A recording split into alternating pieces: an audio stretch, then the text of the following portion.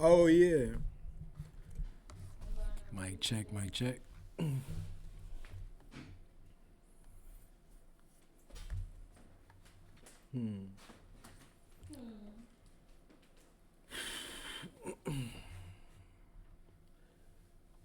Yeah.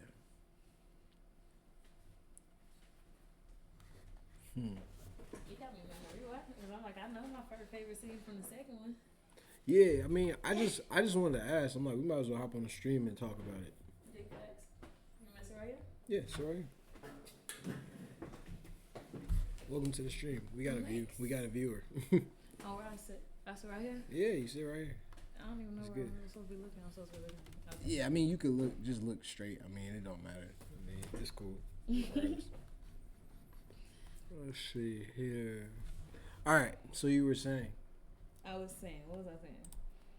We was talking about movies. Oh, no, we was talking about the thin line between villains and heroes. Right. And why it's such a beautiful way to tell film stories. Literally stage stories, too, because that movie, Ma Rainey's Black Bottom, Right. Chadwick's movie. Oh, baby. I miss that man so much. Yeah, he was good in that. Oh, I miss that man so much. Ma Rainey's Black Bottom, even him, like, not a villain, not a hero. Not a villain at all. He is a musician that wanted his voice heard, and he said, "I'm gonna make some songs so we can make my songs." And that white man was playing with him, as they do sometimes, and the anger was building. Yeah. And so when he killed, it's like it wasn't literally because he was maliciously trying to kill somebody. He was like, I want this shit more than I can breathe. I want to be a musician. I want my voice to be known more than I want to breathe. And right now, all I am is a trumpet player. This is very true. And that shit can drive people mad. So I feel like that's the same thing with Sinners. It's the same thing with any very well told story. Like Black Panther, that's what we was talking about. Like Killmonger was not a villain. He wasn't a villain. I'm like he is a man who, at the end of He the was. day, He had a different perspective yeah. He said I want to be around my people. I love my people. and a different way of going about it. Yeah, y'all my people too. He said, however, comma. This is true. He said, y'all not making no moves. Y'all not making nothing shake. I can make something shake. Very, very true, and I agree with that. What is my favorite scene? Oh my gosh. I already know my favorite scene. What's your favorite scene? No, I want you to say yours first. Why? Cause I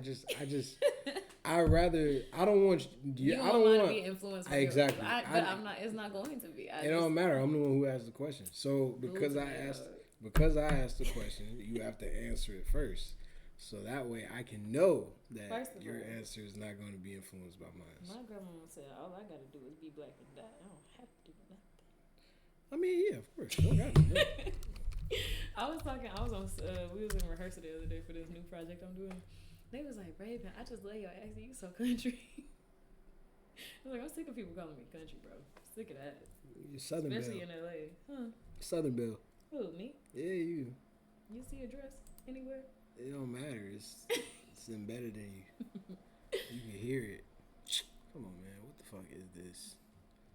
Fucking pin? Like, I don't fucking know, bro. It's not your birthday. Okay. I got lucky because I just typed some shit. That was annoying. Okay, cool. All right, so what you were Favorite saying? scene. Favorite scene. First one. The first one. The first scene. No, the first. Oh, the first, right. The first movie.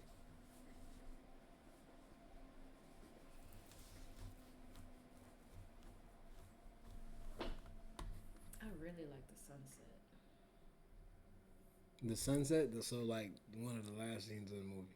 Yeah, but I don't want to say like it's hard because I'm like, is that my favorite? Like I feel like at this point now I haven't seen it recently enough. Like with all the stuff I've been consuming in terms of my scripts, other people's scripts that I'm reading for them, other movies coming out that I'm like I haven't watched in the last like 4 months. I'm like, dang, what is my favorite scene? But I remember it, like Sunset for real, just because the whole writer's thing of like tragic irony, because his whole thing was like, I wanted to go to Wakanda. My daddy used to talk about when I was younger. He used to talk about them sunsets. Mm-hmm. He got to see it. It was the last thing he saw, but he got to see it. So that tragic irony is always a beautiful thing in terms of writing structure. Mm-hmm.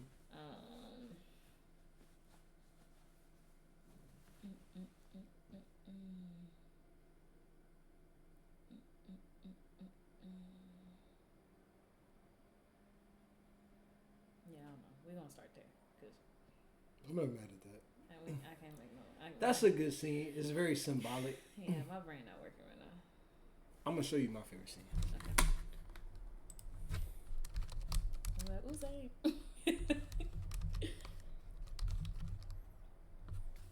Oh, with them fangs, baby. Let me tell you something. Yeah. This is my I favorite love that scene. This is my. Before you play it, can I say something ignorant? Go ahead. What are you about to say? I think maybe it's like being from St. Louis, whatever it is. I know it's a problem too. I'm trying to fix it, y'all. But like, men with tattoos, baby, a goat take me out the game sometimes. Sometimes I'll be forgetting myself. I'll be like, when I saw them face flashes, like, oh my gosh. Like, I am not one of them, like, I do anything, Michael B. Jordan, da da da da. Like, if Stack was telling me to come outside, I'd let him be in the center. Like, I'm not one of them types. Like, I don't really think I be having celebrity crushes, but like, oh my gosh. Something about them fangs every time. So when he put them back in for sitters, I said, somebody stop this man. I think it's gold. I have a problem. I have a hood problem. You and every other chick in the movie theater.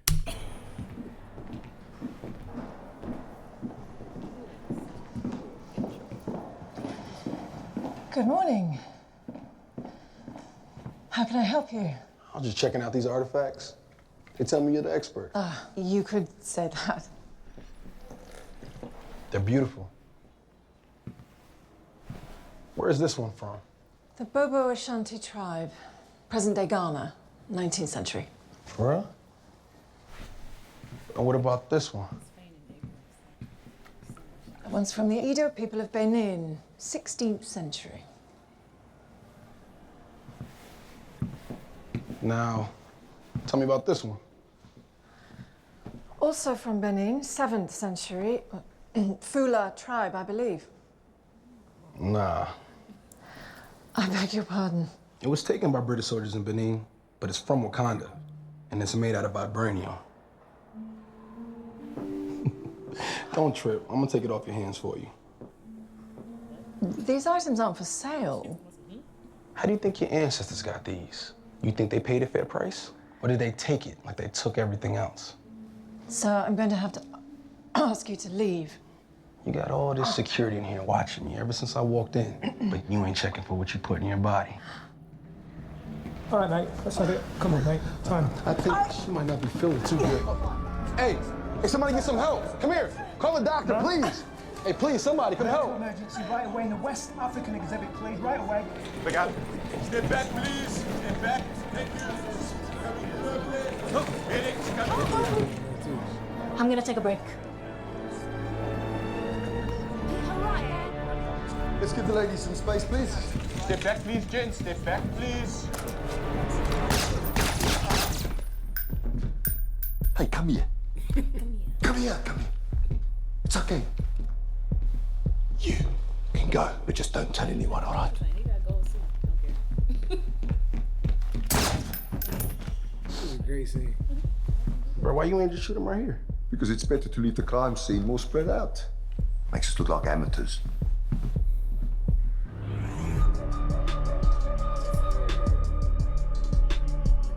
What a great scene.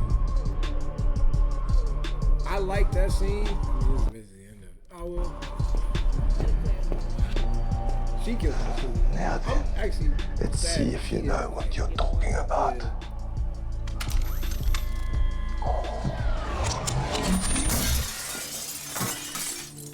That's just a taste.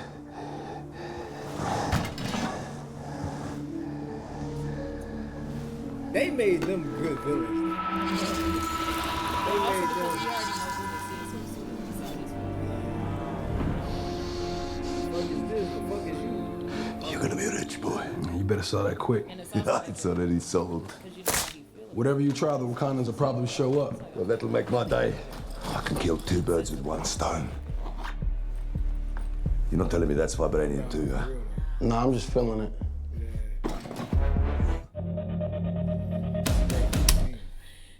It's a great fucking scene. He said, "Is this Get Out?" Nah, that's Black Is Panther. this Get Out? This is Get Out. It's Black Panther. The first one. Yeah, it's the first Black Panther. That was a great scene. I ain't gonna That's lie. what, like breaking it down too, cause I'm a big believer. I just wrote a script and I was talking to somebody about it, and there's these 2 characters that end up being the main characters, but they pass each other. Don't even know. He hold the door for her in a different part of the scene. She politely like nods and says thank you, but it's like it's not that much of an interaction because you watch these people that are just in here and you don't even know that they're part of this, like they're the story. Like even like her, when I showed her like watching him go to the with the ambulance car, she already knew what was going down, but it's like it was subtle enough. We already knew as an audience, but it was subtle enough to everybody in the museum to be like right. She was going on break. Yeah, it was like we know what's gonna happen, we know what's going down for sure. Wakanda Forever. Nah, it's the first one. It's not Wakanda Forever. It's just the first Black Panther. Or is it? Are they saying Wakanda Forever? Like, oh, Wakanda. Oh, they might be. Yeah. If that's the case, then yeah. Right on. Wakanda Forever. But no, yeah, I really man. like that scene. Yeah. No, I like that scene too. That's perfect, and I love exposition that ain't shoved down your throat.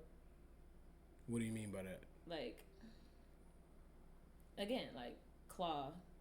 For MCU people, they know who that is. So it's like when we see this man, we're like, oh Lord, whatever finna go down, it's not finna be good. But the first thing we see is a black man. I'm going back to the feigning ignorance. He talking about, what's this?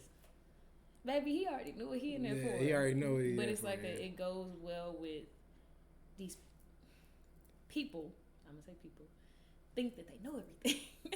So it is very easy to slip through the cracks by just like pretending to be an observer, exactly. just pretending to, in the very politically correct way, people be like acting blind or whatever, because it's like you pretending like you don't know nothing. You let them feel like they're giving you something. I do this with men too. I'm not gonna lie. Men love explaining stuff. It's a couple messages that scene sends though. Yeah. Like alone, which I think is why the film was so good, because the film has so many messages. It's like if a scene sends messages, like an opening scene sends messages. It's like, all right, you in for a ride, like yeah. And this is the beginning of the movie. Like this is like that was Killmonger's first scene. I'm like, that's how you introduce a character. That's how you introduce. Yeah, it's like who the fuck a villain, quote unquote villain. Yeah. It's hard because he is like in the context of the movie, heroes, villains. He's a villain. It's just like I keep saying quote unquote because in the grand scheme of how Ryan Coogler writes people and how he writes characters, nobody is ever a hero or a villain. I agree. It's even like as an actor, there's a in the Meisner technique, it's called justification, like how you justify everything. There are justifications to being human. Like you don't have to. Have you ever had a character? It's like I'm not really rocking with him. But that's not your job to rock with him. Your job is to understand his decisions and justify them enough to make them real. To make them realistic, yeah. So it's like he not wrong or right. Like he might be like he a villain, but it's like at the end of the day, it's like he is for sure justified in what he did. 1,000%. Now how he did execution, we can talk about it, but there's justification. We understand him even though we don't agree with him. No, I agree wholeheartedly. 100% I agree. I don't know, man. I feel like the best stories are when you can't tell. Yeah. When you can't tell that a person is a hero or a villain. Let's watch this. I switched from due dates to due dates, and it made me go from weeks behind to weeks ahead of my deadline. You see, I swear, commercials did not used to be this long on YouTube. They just started getting carried away with the advertisements.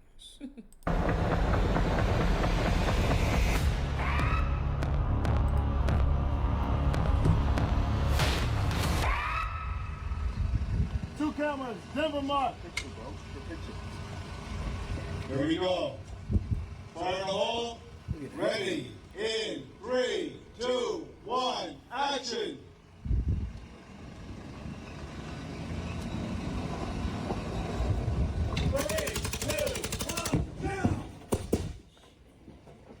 The fact they really made that shit explode.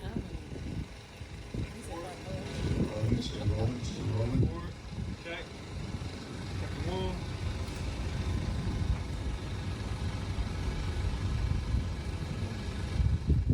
Hardwood.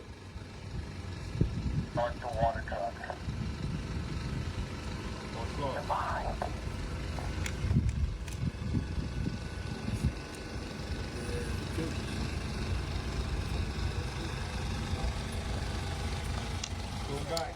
Every day we left everything, on set, went home with nothing left to give daily, so we put everything into this. I haven't been on any set where we filmed to the actual music that was going to be in the movie, so the fact that I knew that this is a song that's going to go on over here in this scene, this moment. Okay, when I'm doing X, Y, and Z, this is what we're going to be listening to, and really being in the moment. I think that helped out tremendously, and I want people to feel that in their bones too. Somebody please take me. You gotta stay in it. Because it be all this stuff that you don't even hear or see or whatever. And it'll come together in post, but it's like you gotta. You don't know what the fuck.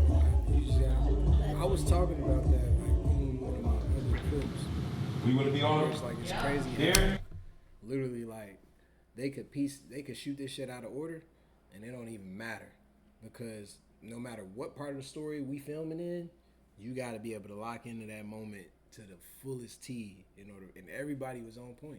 I have been on set where it's like when we shot the most gruesome scene on the first day. It's like we dove in head first, and then it's like because it gives you the space, but it's also like theater is like I came from stage, Yeah. so it's like when we rehearse it, if we doing a full run, I have everything that happened before this to inform To bring you to my that ability point. to get to this point because I've been locked in the whole time, Rather whether I'm than on or just off stage. We're just hopping in. on set. That's what, like, even though the movie just make me so mad, Final Destination, I be giving it to them actors, bro, because like they really gotta put the fear of God in their eyes, and they be absolutely. falling on mattresses.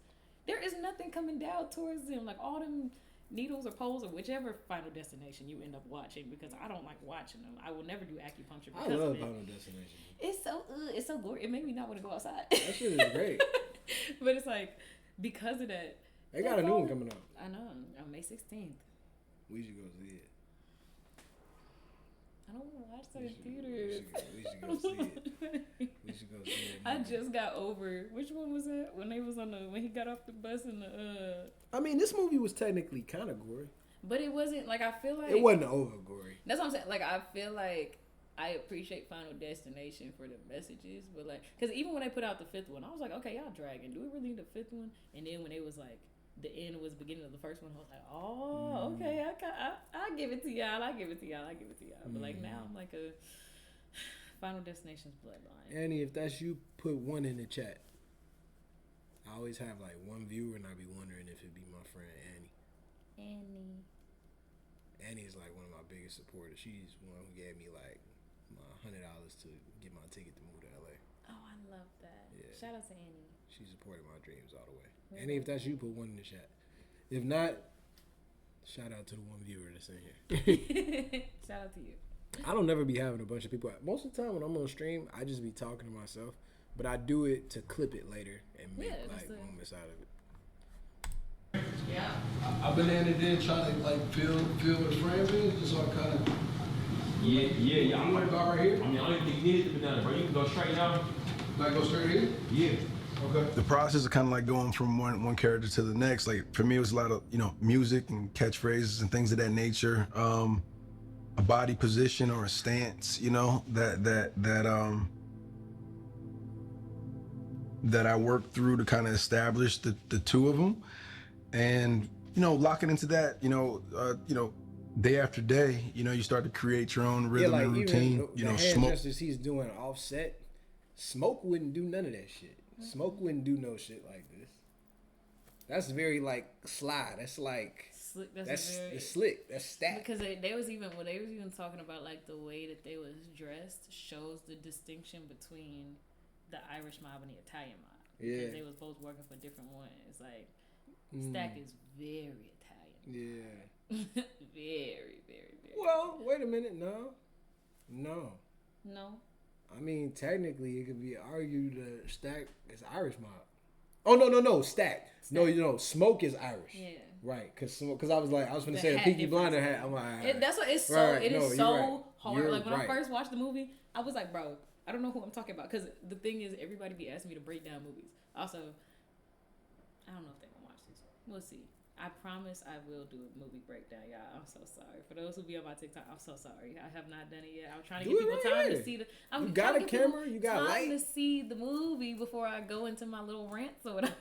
Go into a rant right here. It's hella people that have seen this movie. Okay, about which one? That's the hard part. Like when I be explaining it, like I did a breakdown, kind of. I did a thematic breakdown of Nope. No. Nope was a good ass movie. Was it Nope? Child, why am I forgetting? I didn't want to Get Out. I didn't want to Nope. And I was talking about. Nope was a good ass movie. Oh, it was really good. I loved Nope. People didn't like. They was like, oh, da da da. I'm like, y'all don't be reading. Y'all don't be open the schools, bro. Everybody was like, it wasn't scary. I thought this was supposed to be horror. I was like, think about elevated horror. I say this.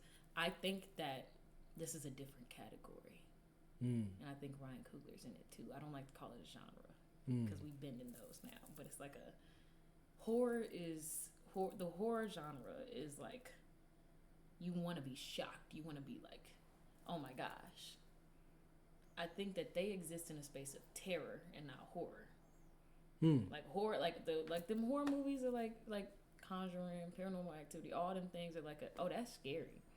I couldn't imagine that happening. Go deeper into that. What you mean by terror and not horror? Okay. What's the difference? For people who don't know. I'm gonna get this to you right now. Okay. Horror. An intense feeling of fear, shock, or disgust is horror. And what's terror? Extreme fear.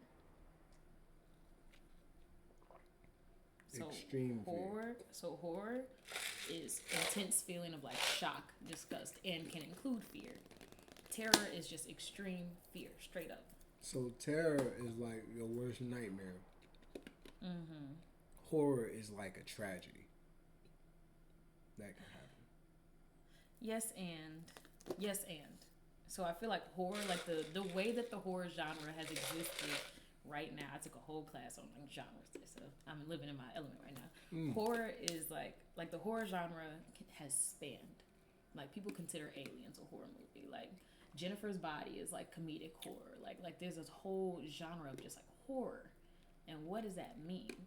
Because it's about the other. You know, like the existence, like whatever villain it is, it's the other. So like Alien, not human, scary as fuck. What do we do about it? We don't know because we never existed within this space. Right. You know, Jennifer's Body, a succubus is crazy, bro, because they can take on the human form, but it's like that's terrifying. Like that's horror. That's horrifying to be like if you literally, because it takes place in a high school. So if you walk up and it's like, oh, like high school full of horny teenagers, da da da da, and you look up and this girl is eating this man's face, it's like, that's horrifying. I don't want to see that. What? Like it's shock. It's disgusting. I don't want to see that. That's why a lot of horror movies are also very gory, or they're like very gross. It's like like ew. I don't want to see that. I feel like terror is this whole existence and balance of the plane of the unknown entering the known, and its actual ability. Like I feel like the reason we love Jordan Peele and Ari Aster and Ryan with this new movie is like they're not so far outside of the realm of like what we know and what can it happen because of the messages they're telling. Right. Like Get Out is like we don't know what the government do. The government we don't know what happens in the government. And there is a whole bunch of books and there's a whole bunch of cities in America that have infrastructures below the surface. Like even I'm from St. Louis, there have been like 3 or 4 really big sinkholes in the last like 4 weeks just popping up in St. Louis because of the infrastructure and like all the rain that's been coming down and the tornadoes and stuff. But there's like, apparently historically there was city stuff that they built on top and it was just hollow. So now we're dealing with the fact that there's nothing underneath. They didn't fill it with cement. They just put something on top of it. But there are a lot of underground tunnels connected throughout. I'm not saying that Get Out was real. Or sorry, I'm not saying Us was real. What I'm saying is that we're not too far outside of that reality, because it's the nature versus nurture. That's what I was talking about on TikTok. I was like, it's nature versus nurture, literally between Adelaide and Red. Okay. Like Red was Adelaide, but it's just the fact of like taking out of an environment, putting a different one. This is now how you exist. You eat raw rat. You eat like it's very disgusting.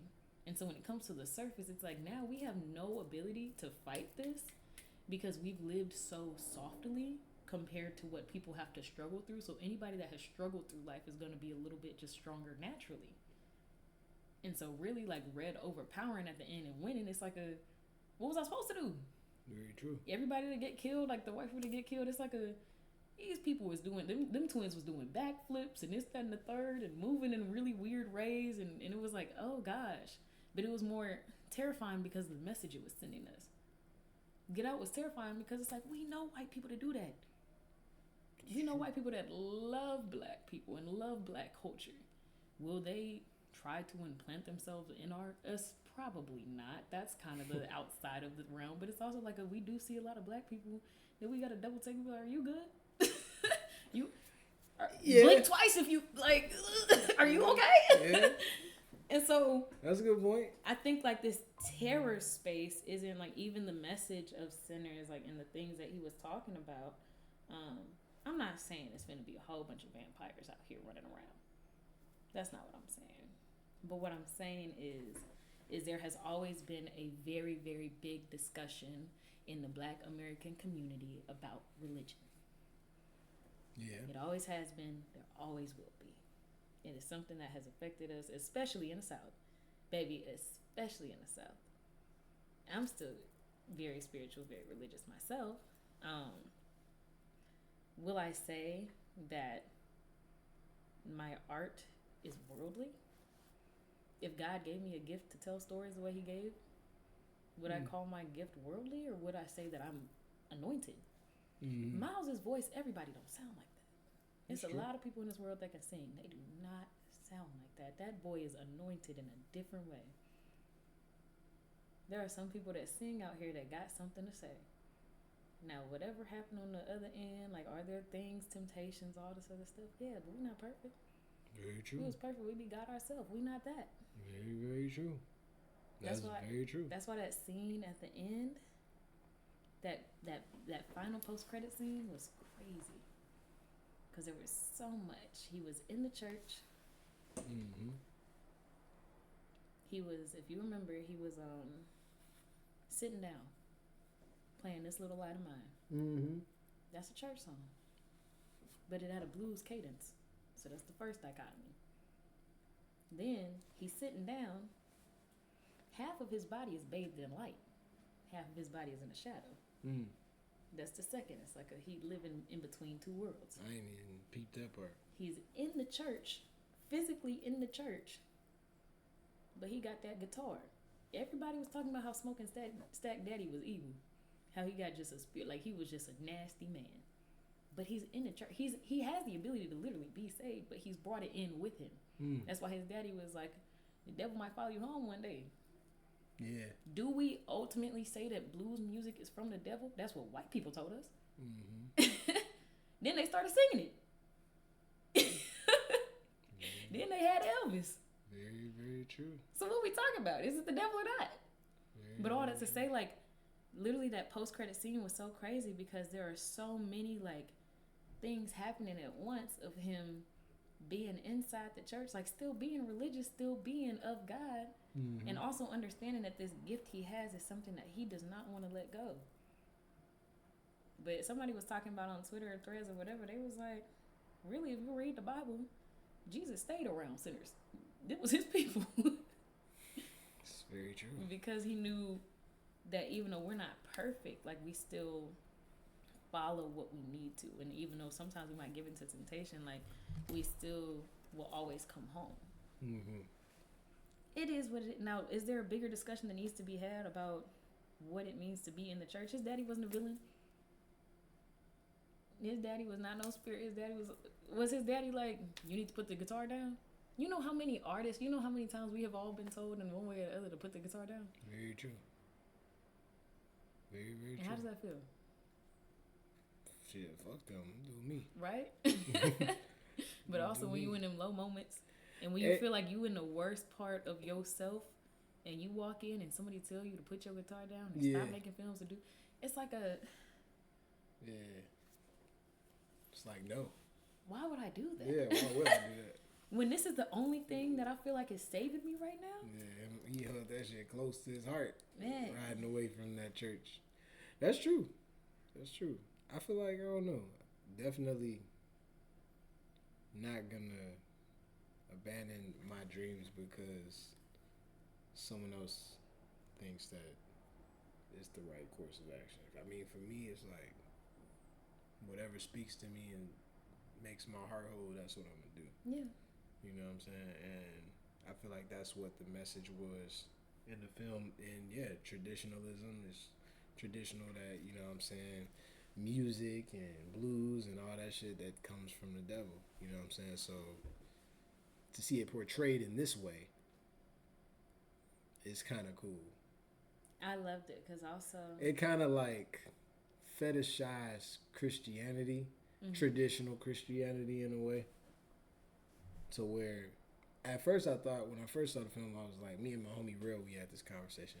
We thought a lot of people weren't going to like the film because of how it, you know, plays with, you know what I'm saying, like Christianity and the idea of, you know, just fucking... Please believe you got a whole bunch of people on the internet talking about that movie was devilish. Yeah, it's crazy. And they still, and I'm like, they still missing the boat. It's so deeper than just devil. But I'm like, also, you think about it. Because you think about... I've been thinking about that scene with Slim in the car for a long time. Because...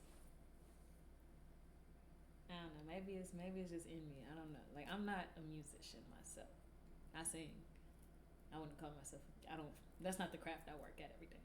So I wouldn't, like, give myself that.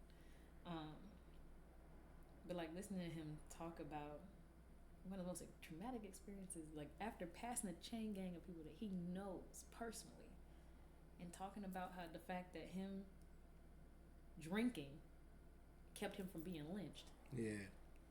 And then immediately after started singing the blues. I'm like, good Lord. Like that made me feel so seen, like as it like, cause the worst moments of my life, I have never felt more peaceful than like just singing after that. Like I sang at my aunt's funeral. I sang His Eyes on a Sparrow. I couldn't make it through the song. I did not make it through that song. I sure did not. At least you tried. But I'm like, I felt so much closer to her singing. That's important. And being an artist, even now, like the art that I do when I still draw sometimes, like that's what we did together. Me and her, we were artists. Like I felt like an artist when I was around her. Everybody else, I was a hooper. I was a scholar, this and the third, but I was an artist every time I walked in her house. That's amazing. And I'm like, hearing Slim just like talk about that, because even piano lesson too, there's a very similar scene. I really implore people to go watch the piano lesson. There's a scene of Samuel Jackson talking about his time at Parchment Farm, which I would implore people to also do research, because that's why I love movies, because you know they tell people anything they don't want you to know, they hide in the book. The best part about having intentional filmmakers like Ryan and Malcolm and all these other people coming up, Ava DuVernay, is that they taking this research, they taking this education from these books and putting it somewhere so that we know enough to go do the research afterwards. Absolutely. But they was talking about Parchment Farm and piano lesson, and Samuel Jackson's character, August Wilson's beautiful writer on this, has this whole monologue about being at Parchment Farm, which in Mississippi is a prison that basically allows slavery after slavery ended. And right after, he started singing a song that they used to sing at Parchment Farm. And every single one of them at the table joined in because they all know the song. And it's like immediately after. What do we do immediately after funerals? What we do? We have a repast. That's very true. Music, food. Celebration. Celebration. What we do when we go outside, we go to a picnic. Who got a speaker? Music is a part of Black culture, and especially the blues. Very, very true. So as much as people want to fight and be like, it's devilish and this, that, and the third, and yada, yada, yada, I feel like you are missing the it was quite a few of those moments in this film, like just what you just described, like the symbolism behind that moment of that scene. You know what I'm saying, and how deep it is moments for Black people to unpack it. Yeah. Like I was even looking at the scene like where basically like everybody was laughing at Miles because it was like he had a real sense of purpose when he was standing with Smoke, and he was like, "Oh, I can't lose this. This was the great such and such's guitar," and everybody in the theater was laughing. He was like, "Boy, that is not me. That was our daddy guitar." Lying son of a bitch. You know what I'm saying? But then his purpose, it was because, but if you think about it, the entire movie, like, you know what I'm saying, he had this idea of this reason as to why he was protecting this guitar. Mm-hmm. Come to find out that reason actually isn't the reason, because that's not even the fact of whose guitar it was. Yeah. It's actually your passion for music that is why you protecting this guitar, which is why it's just cool that, you know what I'm saying, in that last scene, like, he's still holding the guitar close to his chest. Ooh, because Lord, like, I'm not gonna lie, as a writer, I'm glad that I allowed myself to go on a trip, because I do this thing, it's so bad. Don't cuss me out for it. I do this thing sometimes in movies where I be getting anxious. And I'll be wanting to make sure, as somebody who studied film, I'll be wanting to make sure that I'm like watching for what I need to watch for. Yeah. So like sometimes in the middle of a movie, I'm in the theater, I will look up the plot like on Wikipedia, just read the end. Stop! Don't look at me. No. Why would you ever do that? I didn't do that for Sinners. I did it. You be proud of me. Ruins the whole thing. Because I'll be wanting to, like, even. There was something I gotta go back and see Sinners. They're showing it at a 70mm theater. Where? In IMAX? No, I don't know if it's IMAX, but it's 70mm. And I was told as a filmmaker I need to go see it. Nah, I need to go see it in 70mm. I saw it in IMAX twice, but I still haven't seen it. Someplace called The Vista. I'll send it to you if you want to go. Yeah, I want to see it. Okay, let's go. We're gonna go. Yeah, I want to go see it. Anyway, I need to go see it again. But apparently, there were multiple moments in the movie where there were vultures in the sky circling, and I saw one, but I'm like, these are really important, like, things that it's like, damn, I missed it because I was so invested in the story, which is great. You're a great storyteller for that, because if I'm spending my whole time looking at all the symbolism and stuff, I'm going to miss something in the plot. It's one of those films where it's impossible to get it all first watch, and that's how you make a movie. Like, even I remember watching Fences in theaters on Christmas Day. Fences was so good. I remember watching it with my family, and this is like, when did it come out? 2015? Check me on it. I try to pride myself on dates. It feels like it came out Christmas, because I remember watching it on Christmas, but I think it was either 2015 or 2014. 2016. Damn. Okay. So 2016, I'm sitting in the theater watching this movie, because I've read Fences at this point. I'd read a lot of plays, but I wasn't even an actor yet at this point. But I'm watching Fences with my family, and, you know, what's his name? Troy died. And so she left with this baby that's not hers. We're not going to talk about that. And they all in the backyard after the funeral or whatever. And, you know, Gabe, her brother, who's, what's it called? He had the trumpet, or whatever it was, the horn. And he been trying to blow it all movie, and it don't work. And then they stand in the backyard, and Gabe like, yeah, like, Troy is like gone, because also the symbolism of Fences is the house is protected, like it's a safe space for the family. I was with you, Troy. It's not all that, but like, even what's it called? As you watch the movie, when Troy started making bad decisions, the house becomes less of a safe space, and they have this storm, and they like, it's raining. So like, the house itself is a safe space. But so at the end of the movie, because Troy is no longer there and everybody finally feels like they can move out of this darkness, Gabe actually blows the horn, it works, But I was watching the movie, and I'm sitting there watching the movie, and as Gabe blows his horn, and the what's it called comes up, the camera comes up like to make it a real wide shot. The gate opens by itself, like it clicks open, and just swings open a little bit. And I think that was like the liberation. Like Troy has finally left his space, so these people can be at peace. Whatever. I don't like how they tried to make Troy the devil in that movie, man. Troy was a good father. He's not the devil. That's not the point. Oh my He's gosh. a good fucking father. Okay, but that's not the point. So many people tried to demonize Troy in that movie. Let me tell you something. And Troy was a great father, actually. And that's not the point of it. It's not the. We all know he's a great father. Let me ask you a question. Oh my god. Okay, ask me the question. Let me ask you a question. You eat every day? Don't piss me off. Every day? You put a "sir" on the end of it when you get through talking to me. You eat every day. Got shoes on your feet, clothes on your back, got a roof over your head. It's not my job. And why you think that is? That is not my job to like you. Because I like you? Boy, you about the biggest fool I ever saw. It's my job. It's my responsibility. The question was not, because I used to fight one of my first director, he directed for Color Girls. That's my first show. Love Ron Himes to death, if he ever sees this. Baby, me and him went at it in class because I was in History of African American Theater that year, and he was teaching it.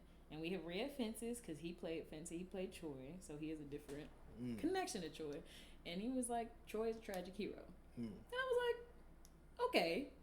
However, I'm like, yes, he did his job, because he was like he did his job. I was like, it's not about the fact that he didn't do his job. Like, that's not what I'm focused on. He did his fucking job. As a woman, I'm not focused on the fact that he did his job. We know that he did his job. My focus is the fact that you got another one pregnant and then left this child with me because it was my responsibility. Like, none of this got nothing to do with I was with you, as a Troy. woman. I was with you, Troy. Think I ain't got dreams too?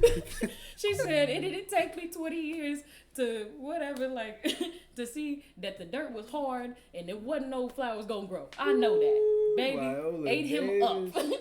She said, it didn't take me 20 years to know that about you. Because you've been talking about baseball your whole life. I don't know. Real life. This is where we are. Viola Davis. Viola Davis ate that. Denzel ate that. She ate up Mars Rainey's Black Bottom, too. I love Viola. She killed that shit, too. Woman. She's good. And fucking, what's that other film? Came out at the same time as Wakanda Forever? Woman King. She killed that shit, too. I love Viola. She's good. Let's keep watching. Hope wore his trauma differently. You know, he kind of closed up a bit. So, you know, Smoke is, you know, a man of few words. And that's what we kind of understood a lot amongst identical twins. You know, usually, you know, twin brothers that, you know, are around each other a lot, you know. You got a twin brother on? You know, one is more dominant. I was looking at Ryan in that moment. And Ryan just like, he's just trying to figure that shit out. And on set, it's just like, your mind be, when you directing some shit, and you've directed, so. Who? You. I did. I mean, it don't matter. It's a form That's of what directing. I was literally going to tell you. I'm like, you a good one. I can't when you fucking over directing a project, your mind is in like 12 different places at one time. You thinking about, is the microphone working? Is the auxiliary jack the correct one to ensure that it comes through on the playback correctly? That's because you trying to think, is this motherfucker off book? And you also thinking in post. You thinking in present and in post. So you trying to figure out, not only is this motherfucker saying his lines right, but if he's not saying it right in this take, how much is it gonna impact the way I edit it after? So it's like, and that's helping you direct him too. It's like, I don't not only need you to be on your lines just because for it to sound good. I need you to be on your lines so that way in post it's not a fucking headache to chop this bitch up. That's why I love y'all as directors, because even like the Exhaustive Possibilities, the thing I wrote that we shooting, baby. But also though, and not to cut you off. No, you're good. Although I did just cut you off, but not to cut you off. Be like that. Also though, the thing with directing, I feel like the best directors have to be involved in post. Yeah.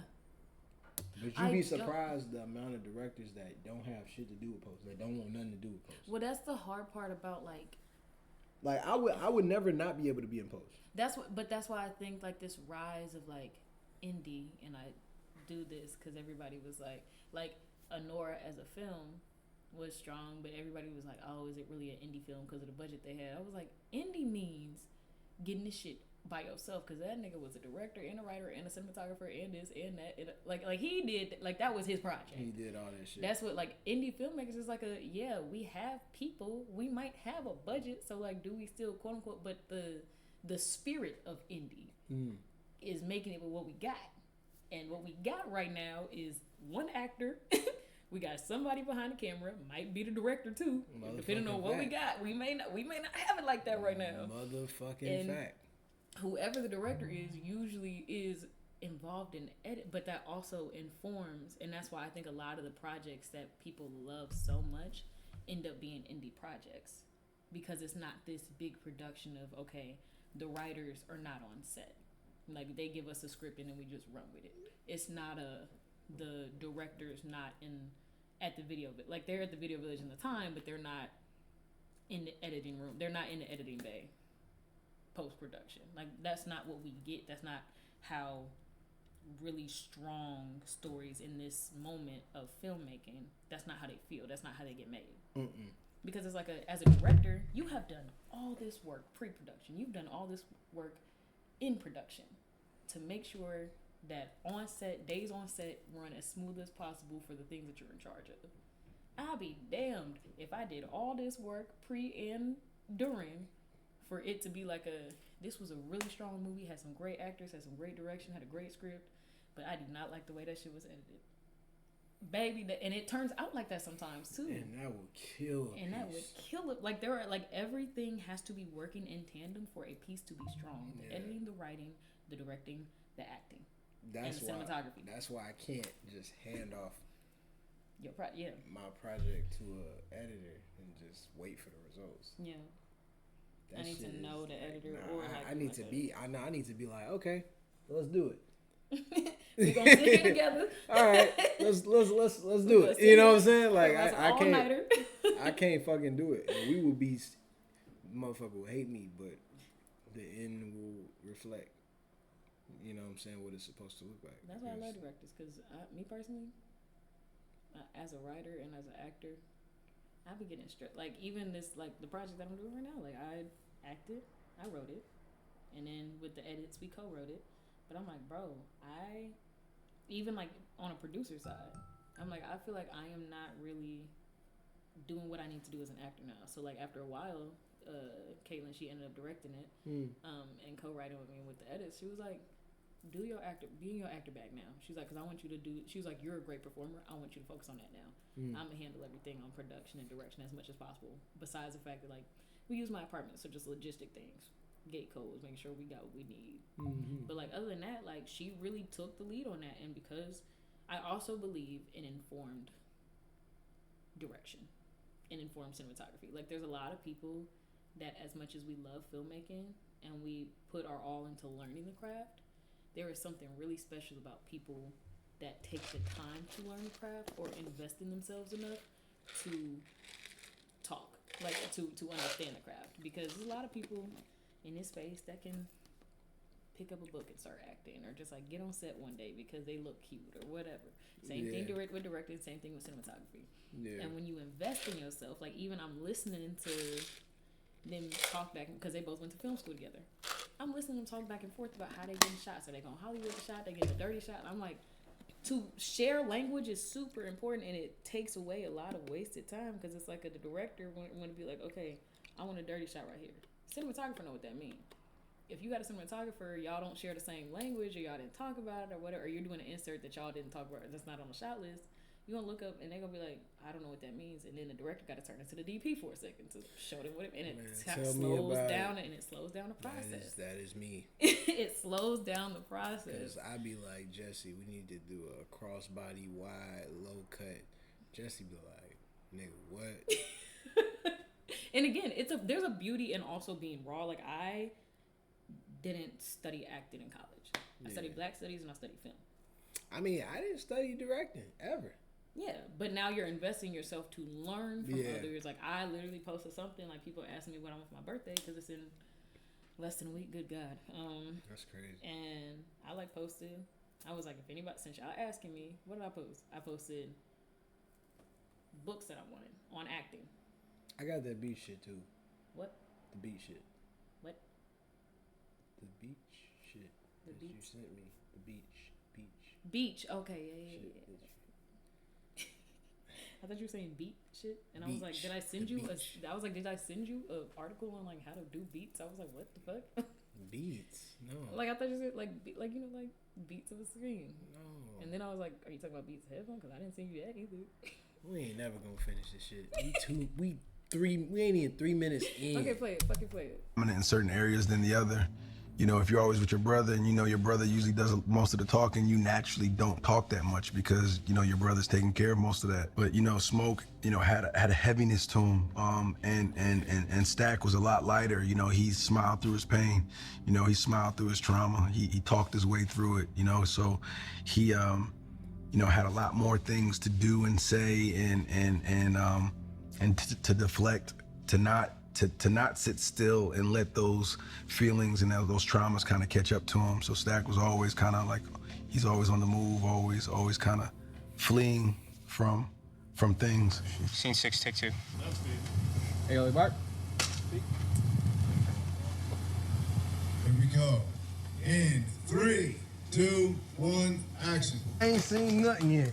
These two gonna be playing down at the old sawmill. You know, the one right on the riverbank, right outside Clarksdale.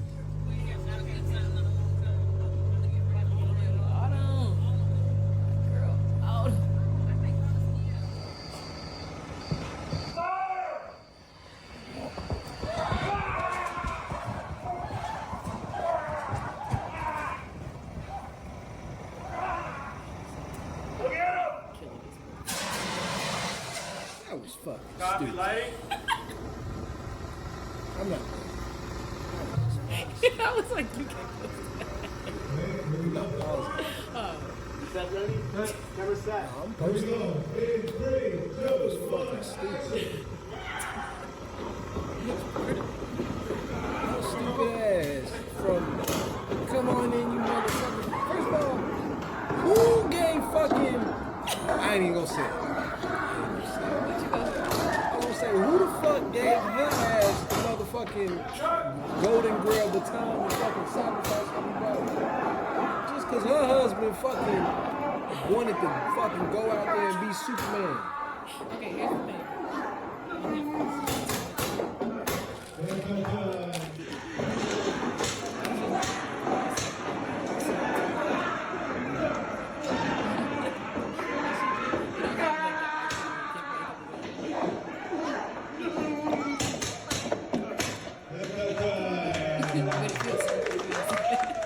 I always just think it's so incredibly special when you get to work on something with a group of people Man, she's so damn lit now.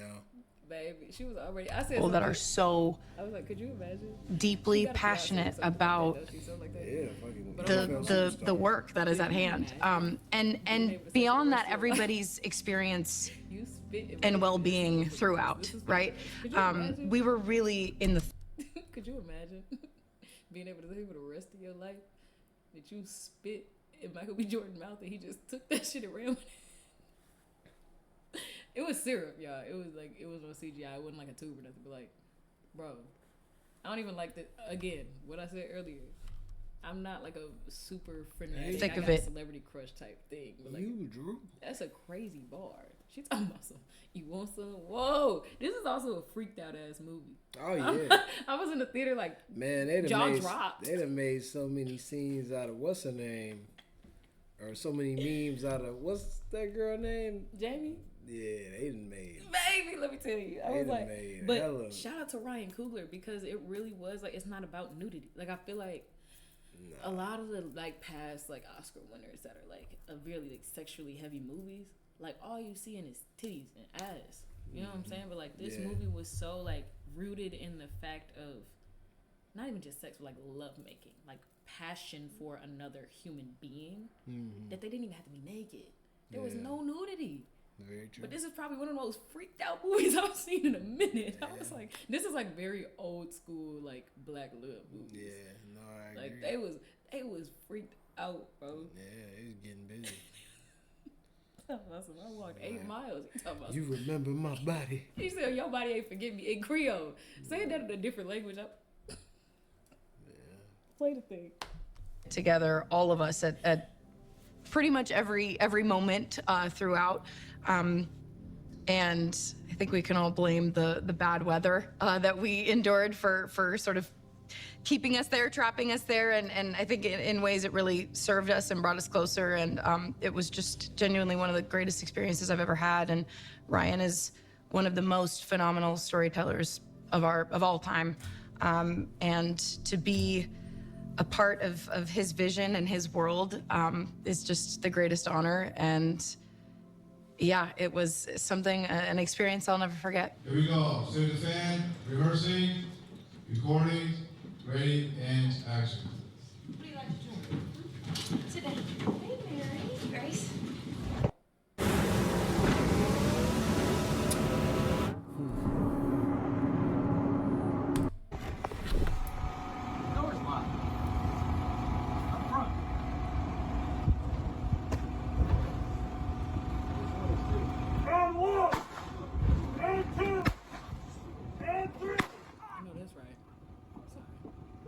Got it.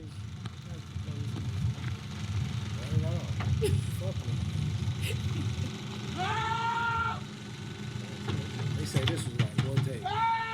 These characters are larger than life, but also if a big sell of this movie is, you know, we're gonna show, you know, a generation of Americans that are often overlooked. People feel uncomfortable talking about, people don't wanna spend time with, but to me, She was speaking in Yoruba and I love that. these people from this era are giants. You know what I mean? Like they're with, but to Who me, is this nigga? That ain't Smoke. That's a body dummy. Shout out to him.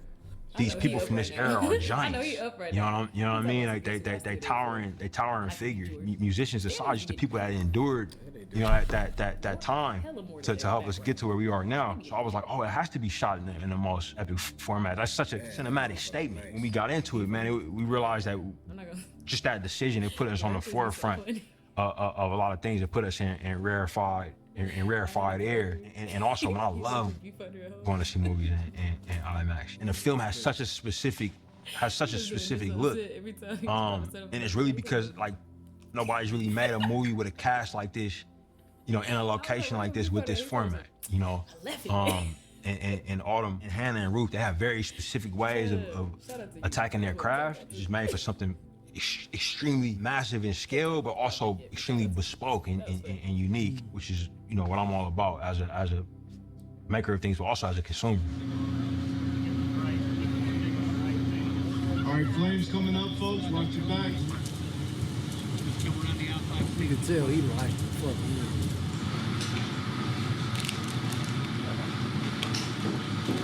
Got into those little areas where we're kind of bare on structure.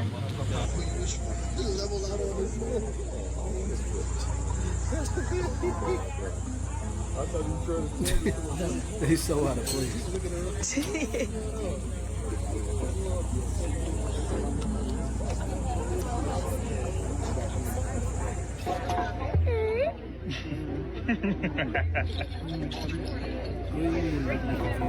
You don't remember the scene? Yeah. What? I'm just sweating. That's all I'm doing. Where'd you go?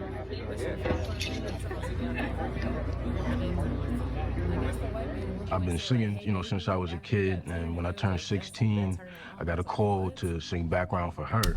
Oh yeah. I don't remember that. Like, nah, they was like that shit was so funny. Like, Clan it's member. like, I was like, nah. what? Remember when he was sitting in the chair? After she came in from sending the Indians away, and he was like, "Oh, don't worry about him. He'll be up in a few minutes." And then that nigga cracked his neck, and then he turned around and he said, "Hey, baby," and then she started screaming. Oh, he's talking about some shh. Oh, right before that. That don't.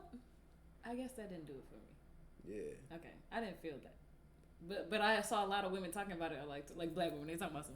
Yeah, they talking about some. Don't fight me, but that clear member had me.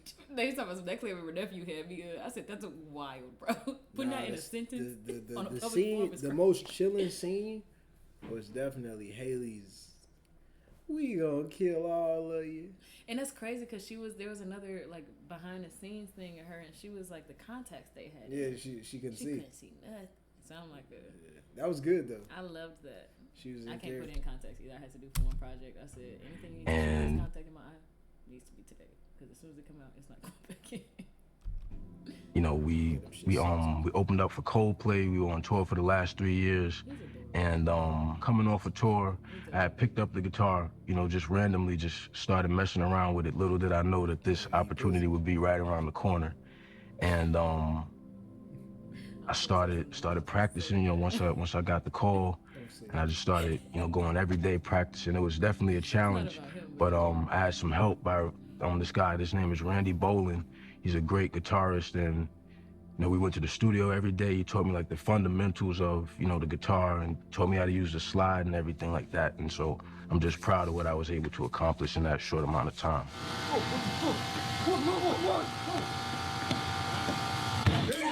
Get the ready. A real challenge of like stamina and keeping the momentum up, but you're shooting these scenes for weeks, you know, and it's like, you want to make sure that you come into each scene with the exact right energy of from what happened before and where you're going.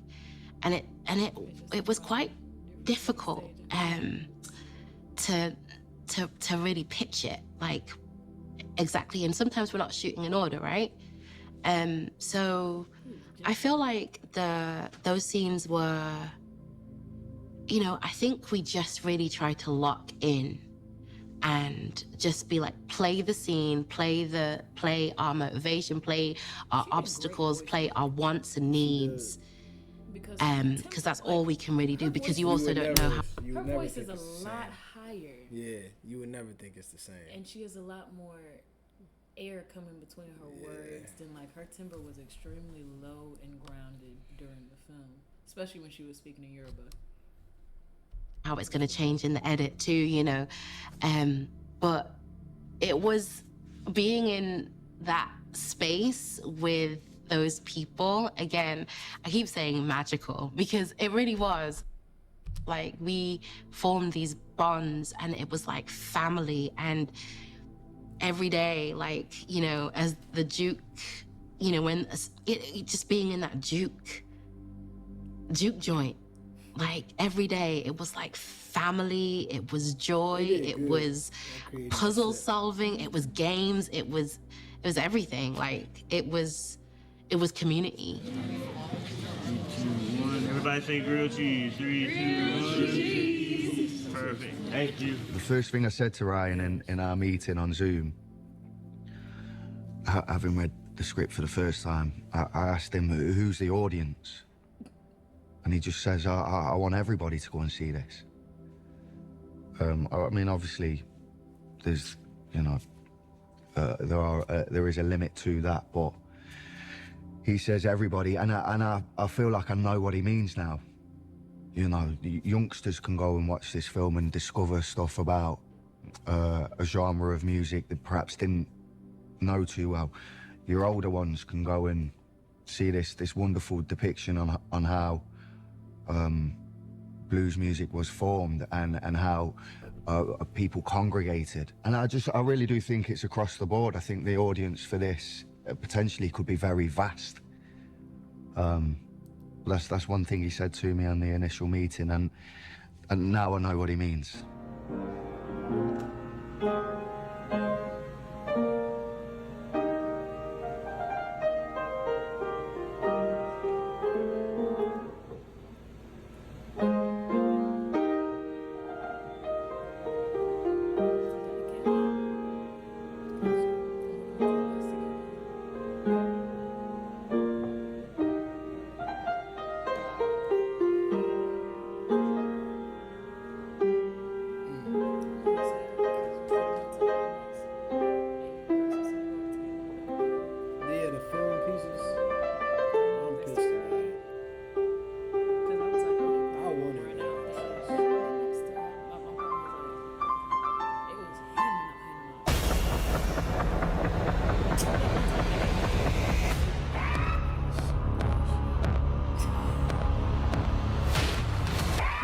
great fucking movie. God damn it.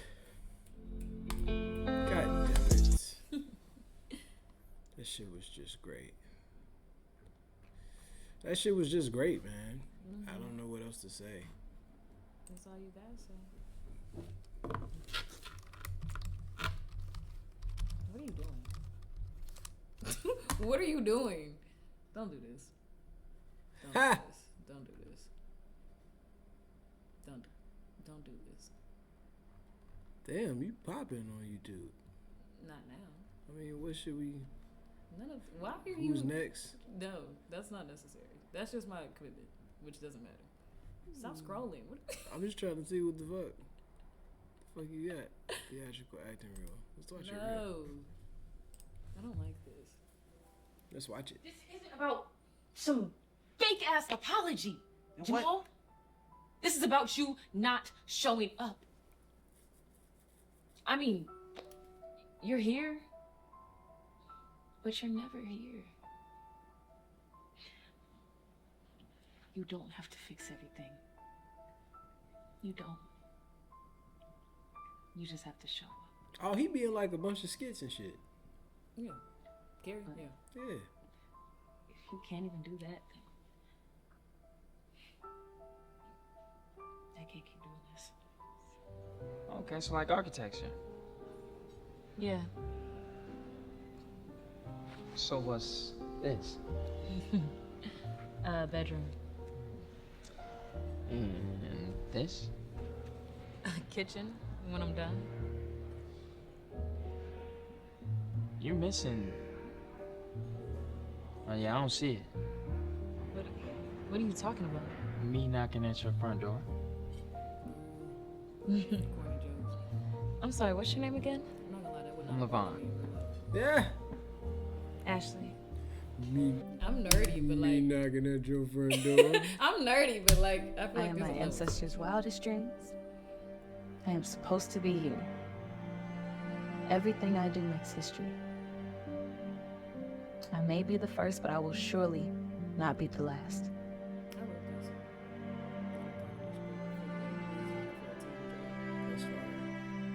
It's Westlake's ball. You're soft. You keep trying day after day after day, night after night, and what? You're still trash, Mina. This short is what I won the best lead actress for. This just got it. Damn, they made you a 5-star recruit? You Run it with a suck. rock. You have no heart. You're She playing like gets up trash. by the defender. She goes for the layup. Come on, you know you can't. I'm not gonna lie, Paul. Somebody watched this shit? Like, somebody that knew me, like, mind you, I was a ranked basketball player. Like, top 100 ESPN. This dude that I went to high school with, he like went down a rabbit hole, watched all my stuff. He was like, dang, you really can't hoop no more? I said, now why would I get on a screen and they would cut together, this is people that don't understand film, like why would they cut together multiple fuck ups if that wasn't the point of the scene, sir? I was like, don't ever try my basketball. I still hoop every Monday. Don't play with me. Play with your mama. Play with your mama. But nah, this was, that project we shot 3 days, 6 p.m. to 6 a.m. Oh, wow. And I was delirious for 80% of it because it was so late and we were hooping for a long time. But it was fun. That's what I won the best lead actress for. And I was like, I like the cut. Stop it. Anyway, this was a screen test for it. Congratulations. That was a screen test for it. I don't know all the stuff that's killing us. You have to read a little, man. But like, they all have competing interests. This And I never don't came think out. you understand that. But Zuckerberg and Musk, Pfizer and Merck, they have different interests. They're not on the same team. Isn't that annoying when you put time into some shit? You put like time into some shit. And then that shit just don't, they just say, no. And the crazy part is like the director, he had such big hope. Like it was originally a feature, then it was a short, and it was a great story. But as it kept getting shorter, like the story kind of started changing, and I was like, because it was originally about her, and like dealing with like wanting to be a writer and doing all the things, but working for like newspaper that wanted her to just do random articles, and she was trying to go down a rabbit hole of like this like white alt-right podcast culture and how it like alters the mind of people. And that dude was like on his own journey. Like they never crossed paths, but on his own. Besides him like doxing her on the internet, but like he was on his own journey of like going down the rabbit hole of these like alt-right type podcasters and stuff, and like literally how it like alters how they think, even though they don't be doing no research behind. They just be listening to people. They just be like, yeah. Yeah, and so that's what. And then it Bullshit. got like different, and it just kept changing. And it was like still like my friend who was a cinematographer, Drew, is so talented, bro. Like he is such a dope. I'm gonna show you some of his stuff later. Like he is a force to be reckoned with. He is so dope. And so we were like working on. We was excited about it, and I was like, okay, Drew. At least do you have some footage from it? Like, at the least at this point. And even now, like, I need something. Yeah, because this was like one of my first reels. So now that I have more footage, I'm probably going to switch it up. And stuff. But like, this is the one I still send out. And this, you coming here to me right This now is good. while I'm working, that's done. You're not going to do it anymore. My reel is all my shit. As it should be. Because you know what you can play and when you can play it, and you know how to make it look good. Period. Out there, but you and me, that's why this conversation, important it's for over. actors to make their own stuff too, so they can have a reel. I like this I'm one. gonna miss you. It's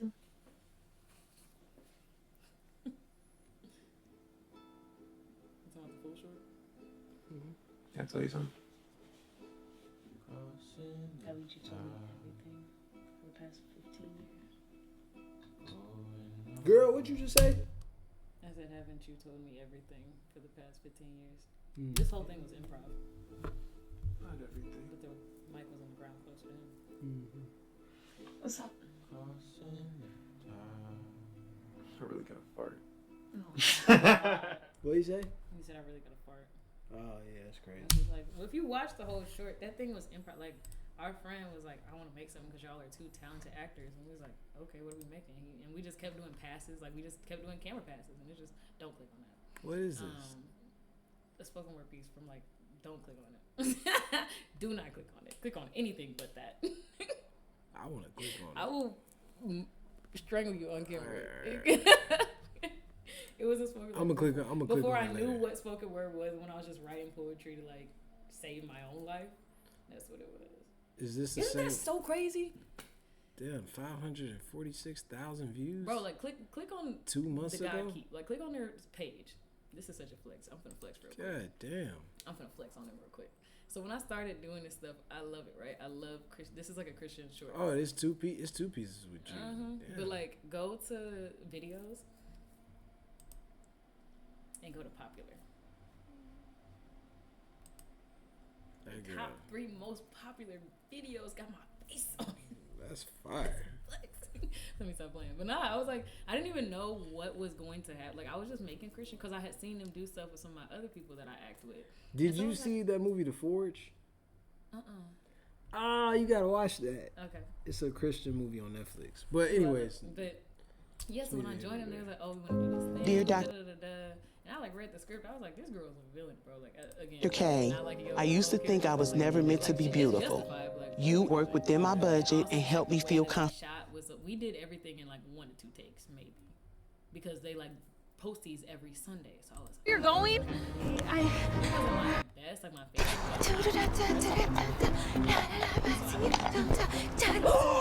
Oh my god! No. I'm so sorry. Are you serious? Sorry. Oh my god, this is so stupid. Can you watch where you're going? I will never get to this interview on time now. That kind of day for the both of us, huh? I'm running late too. Can you just go where you're going and watch where you're going next time, please? Okay, I'm so sorry.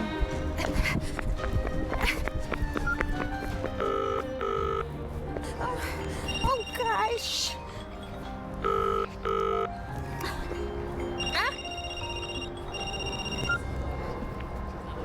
Hello? Hey, hi. This is Grace Seal. I have an appointment with you today at 9 a.m. Oh, yes, Grace, hi. Hi, I apologize, but I had kind of an accident. This dumb ditzy idiot just spilled her frappuccino. Cause would you ever? I would be like, you know what? Have a great day. You don't even need to come in, bro. Like immediately. I mean, you ain't had to call her a dumb ditzy idiot. Cause first of all, bro, like that's crazy work. Like maybe saying watch where you're going. You're so stupid. Watch where you're going. Is already like I'm finna square up, but already dumb and idiot are synonym. You don't have to use both of them.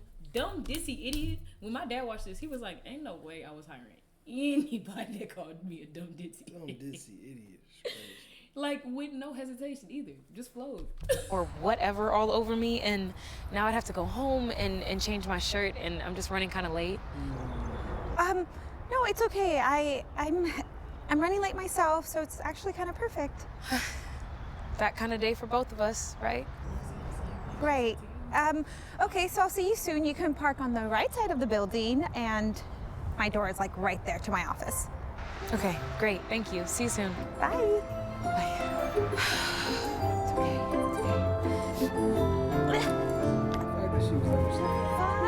And just keep swimming. Just keep swimming. Because it's really about. Like, I'd have been like, hello.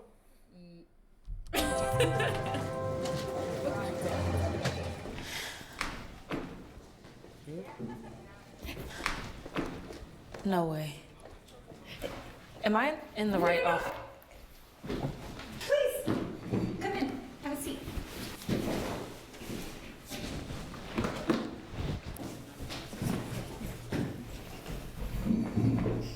Okay, sorry.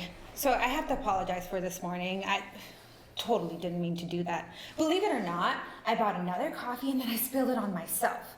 I mean, who does that? Spills on themselves twice in one morning? Now my jacket is so gross. It's disgusting. But it's okay. It's almost like my body's trying to boycott caffeine. You know what I mean? I'll take you to the dry cleaners, it's fine. The owner's like a good friend of mine. I met him in Thailand. Have you ever been to Thailand? No, I haven't. Oh my God, you have to. It's a must. We were 17 when I met him, but anyways, so he brought his family here, and now sorry to interrupt. It's just, do you know how long this will take? As I mentioned in my application, I do have another job to get. Girl, you ain't want this job. The crazy part is keep watching, bro. 2 by 2 p.m. Yes, of course. I have your resume right here. Let's get to it. So I read it, and biochemist, I mean, wow. Like, that's really cool. I'm pretty sure you have a lot of cool experiences. I miss college. Best time ever in Berkeley. Yeah? And the rest, I see here you studied computer science and an animal activist as a hobby? Like, OMG, I'm already in love with you. Yeah, so about the position. Anyway, so all I did in college was major in theater and minor in art. Can you imagine my parents' face when I told them that I wasn't going to be an attorney? They were so upset. Like, it was so hard on me. Like, actually, I could have been somebody. I could have been a contender, but instead, I'm a bum, which is what I am. Right.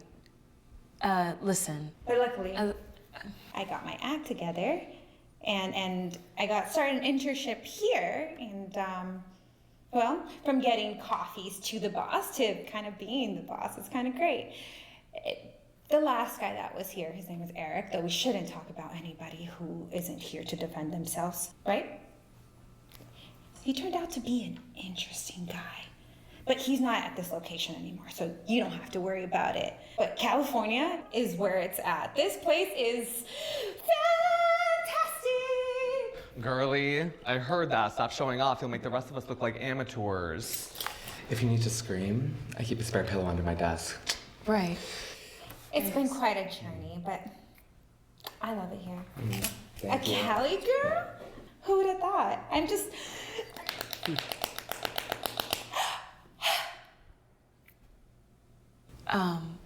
What?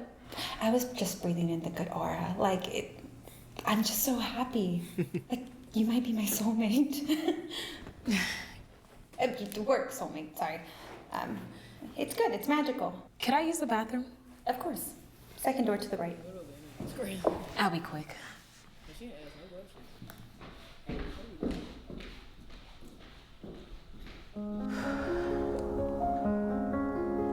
Dear God, if you're listening, I hope you are. I feel like I am one failed interview away from my life just falling apart. I mean, I was late on my rent. I have no savings left. I didn't even make my last car payment, and I won't ask my mom for help again. You know, the look of complete disappointment on her face, it hurts so much. I won't do it again. She's gone already? No, she's just using the bathroom. In the middle of an interview? What? She was running late. I'm sure she didn't have time to use the bathroom when she was like coming. Right. She's coming back. That only happened once. But it did happen. Get out. Gladly. Your pants are high waters. Shut up. God, please help me to say the right things. I just feel like I have so much going on and so many problems going on in my life, and I feel like it shows on my face, in my energy. Please help me prove that I'm not a complete failure. Amen. That was nice. Oh, hi. Taking a mental health break. Something like that. I've never seen you around here before. You new? Trying to be, but doubting it. How come? It's a great office. Seems great. I'm actually in the middle of an interview right now. And you needed to take a break in the middle of your interview? Who's interviewing you? Raevyn Stolton? What? Nothing. She's fun. Fun? Fun and interesting. What does that mean? I mean, if you end up at a desk near her office, you definitely won't fall asleep. She's like this every day? Do you work under her? No, I wouldn't dare. That girl is insane. She's sweet, like wouldn't hurt a soul, but man, can she talk. But if it helps any, I said a prayer before I interviewed too. But that was before, not during. Good luck. I really... It reminds me of, what's the show called? The Office? Yeah. Oh, the handheld. Need this job. Well, I don't know what to tell you, but if you decide to take it, I think you'll find that you'll hang out in the bathroom a lot more than you think. Trust me. Luckily, the Wi-Fi in here is way better than the break office.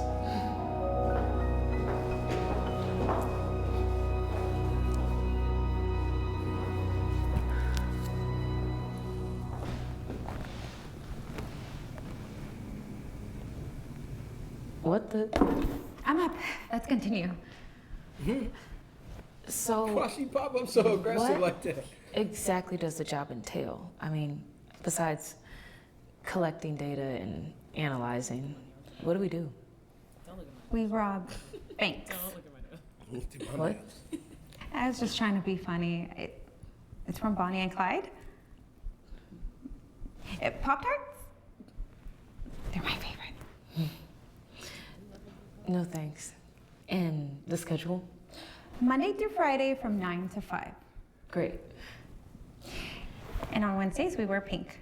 No joke. And Fridays, we take Casual Fridays very seriously.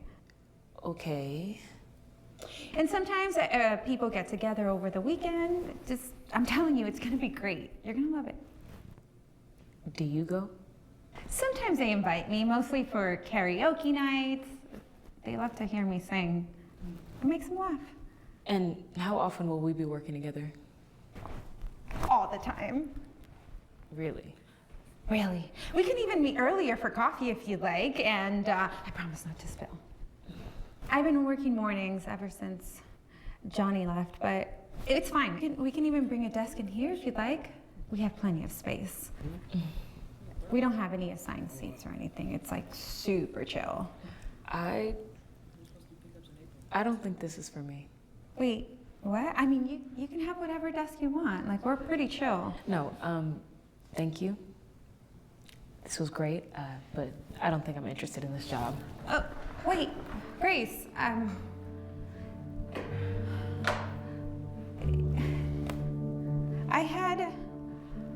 had someone quit on me.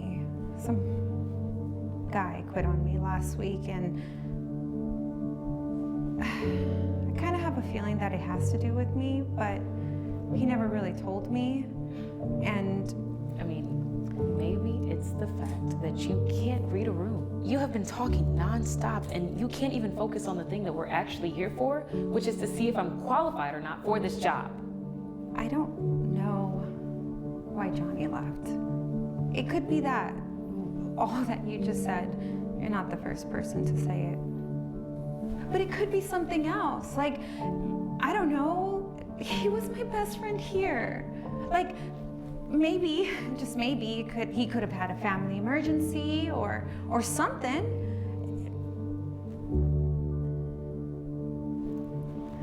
It really hurt. The company. Well, it hurt me too.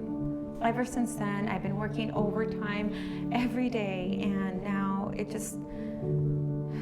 When I posted this job, which I did with so much love and care, and I used all the emojis I can think of and every colored heart, but you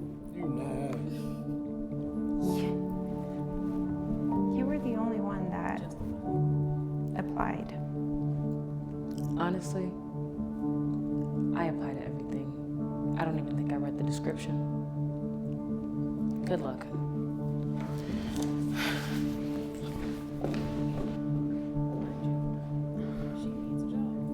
Bro. No.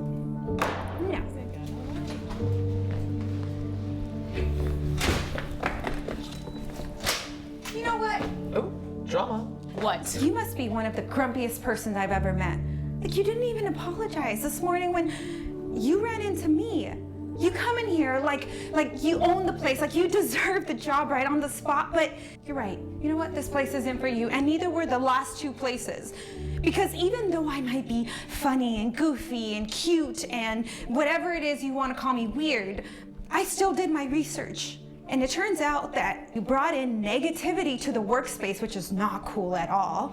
And the other thing was, well, you disrupt team morale. So even though I'm not the best person in the world according to you, I'm still a kind and decent human being. Unlike you. Okay, girlie. I've never seen you pop off like that. Go on, defend yourself. What? Is this like a team building exercise? Stop.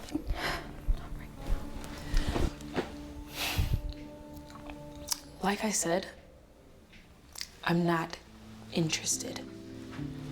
Damn. After all that.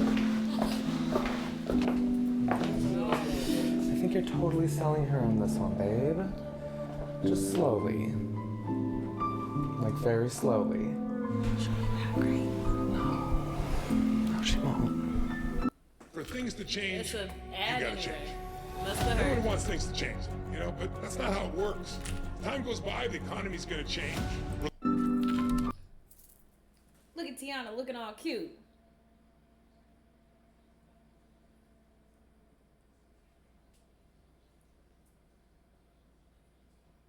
Who's in the chat? What's up? Let's have a conversation while we're waiting on Eriq. How's it going? How you feeling? How's your day been?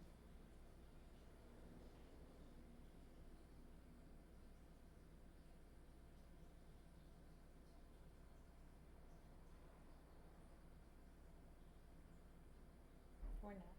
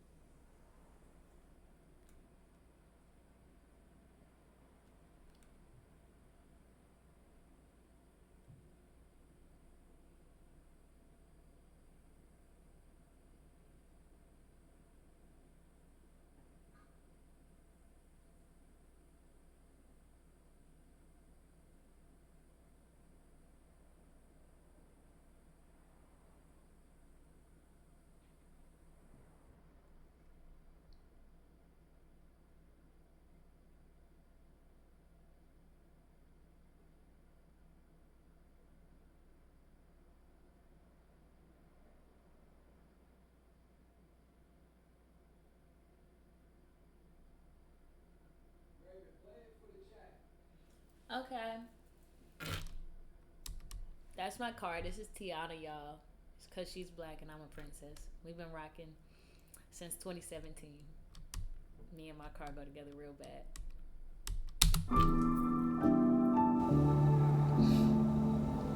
Seriously, Grace. You couldn't just nod and smile? Couldn't just nod and smile. Girl, you are broke. You out here telling people you don't like them? Come on now. God, what are you trying to teach me? Humility? I feel like every test you have thrown at me, I have failed left and right.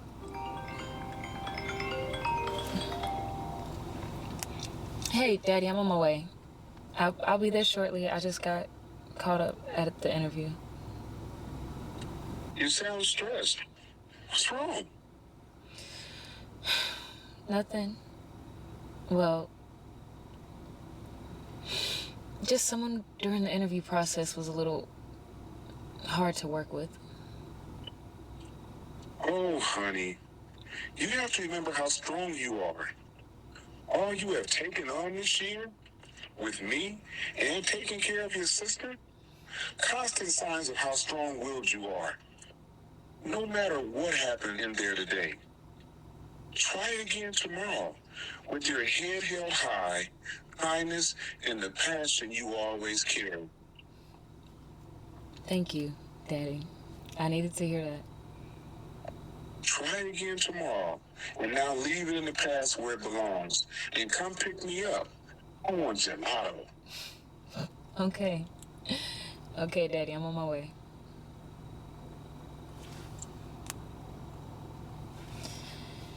My phone is tweaking out.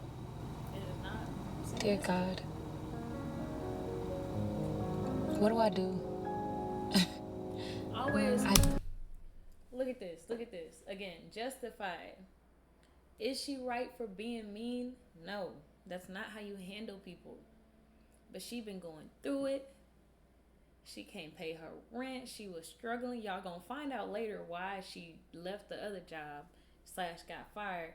But also, she taking care of her dad by herself. Grace is struggling. It's all about justifying. Being an actor is about justifying humanity. Everybody is not only good, not only bad, but sometimes it just is what it is. It don't make it right, it don't make it wrong, but it has to be justified.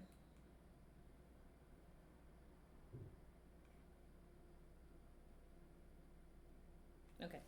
Blew it. I don't know why I can't handle a simple interview for a simple job. I mean, data analysis. Who thought I'd end up doing something like that? What about my dreams? What about the things that I wanted to do in this world?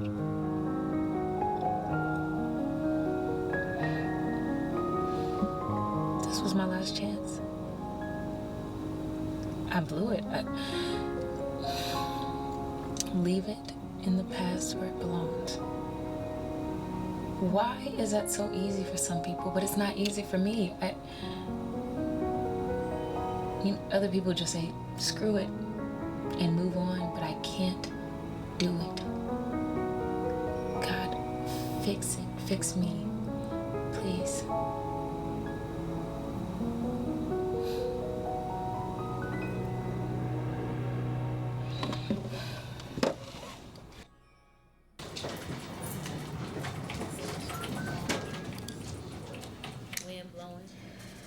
Data collecting, data analyzing, job, position, open, must be available to start ASAP, Monday through Friday, 9 to 5.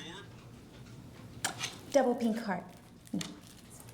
No hearts, no souls, no happiness.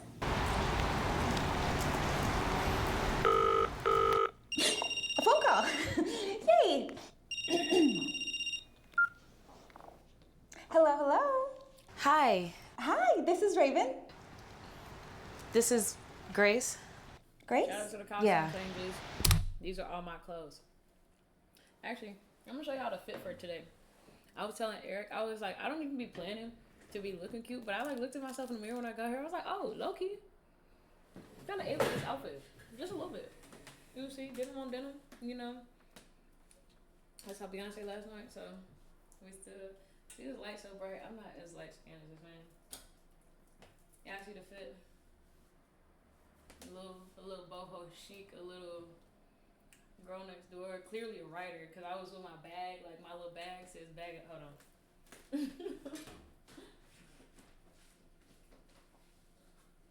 Oh my gosh, my iPad's still on. That's so crazy. It's been on this whole time. Probably dying. I got my bag to say bag of books. Shout out to Barnes and Noble. You know, so I'm walking around LA like this. Tell me if you wasn't into black girls, if you was into black girls, whoever you are, and you saw a girl walking around like this, you would at least do a double take. Come on now, y'all. Come on. With the Betty Boop socks? Come on, y'all. What are we talking about? Let me stop playing. Eriq, I'm over here playing on your stream. I hope you know that. Back to the story. I owe you an apology. Look, Grace is apologizing. I shouldn't have just given up on our interview like that. I've had a really hard time financially and, well, emotionally. And sometimes I think I project my stress onto other people. It's not an excuse. It's been a really hard time for me. But I can hold a job. I know what happened with the last one, but I did last 8 years at my first job. I have been going to church and leaning on God to get me through this difficult time. And I think he's trying to teach me to be less of a jerk. I don't know. I know it sounds silly. I couldn't say it because this is a Christian forum. But what she means is God wants her to be less of a bitch. Because you should not be projecting your struggles onto other people. Otherwise, you will keep struggling. We are meant to put love in this world. It's so interesting because, like, humanity, definitely not the only species that loves, but, like, the way we communicate it, it's so beautiful. Which is why I love movies. I'm in love with Eriq. No, all I write is romance. He hates it. I'm talking about you. I'm telling them that I be writing romances and stuff. I be trying so hard not to write romances. Yeah, I still fuck be that doing. romance Look, shit. I told y'all he hated. He hate what I. As a writer, I'm gonna just say. That shit is boring. Ooh, no, it's so crazy because I was talking to somebody about if Bill Street could talk. I was like, I love it. If I could, I hope he's listening to this. Barry Jenkins, wherever you are. Barry Jenkins, as an actress. I would love to be captured by your eye and your vision. Cut it right there because what I'm about to say is crazy. I was talking to somebody about Bill Street the other day, and it was like, bro, cinematically, it is a beautiful movie. Like, in viscerally, because like the soundtrack, like Agape, that song, the little jazz song that everybody be playing. You hear the song and you know the song because like, but it was made for that soundtrack. Mm-hmm. And so everybody be playing it now. This one. Oh, yeah. Like, this was made for If Bill Street Could Talk. Because it's how, like, the scene it was made for is so beautiful, y'all. But I'm not going to lie. People be like, oh, what's it about? And it's based off a James Baldwin book. I appreciate the book. The movie itself is a slice of life movie. So, low-key, people be like, this movie fucking boring. Every love story is not boring. Every love story is. I'm not gonna let Eriq put this out there in the universe like that because every love story is not boring. Beyond the Lights wasn't boring. I love Beyond the Lights. That's one of my favorites. I said that's why I said it wasn't boring. But I'm just saying it'd be like these fucking action heavy ass, dark ass writers that y'all love darkness. Twilight wasn't boring. Twilight does not count. Why not? It's a love As story. a love story? Well, yeah, all them soppy ass moments. Yeah, but it was also like different because it was like more about like I feel like it was such a weird love story because it was all that back and forth between the trio and she like him, but she like him, and the family trying to kill her and all this. It's got to be some action. Raven be trying to write straight love stories. No. Yes. I have written action in love story, and also this shit is in development, so we can add action. I just be wanting to temp check sometimes. I love y'all. But I think it's helping. And I think it's actually doing me good, despite this last incident. Well, I'm sorry. Haven't said that in a while, have you? Really? All right. No, wait.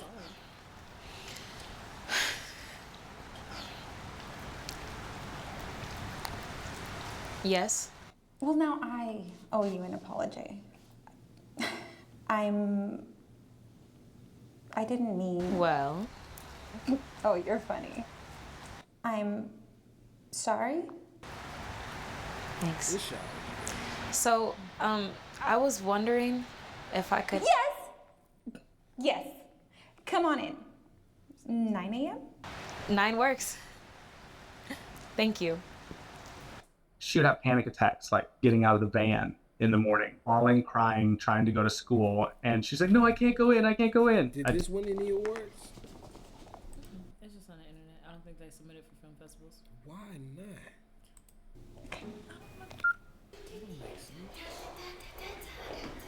You seem happy.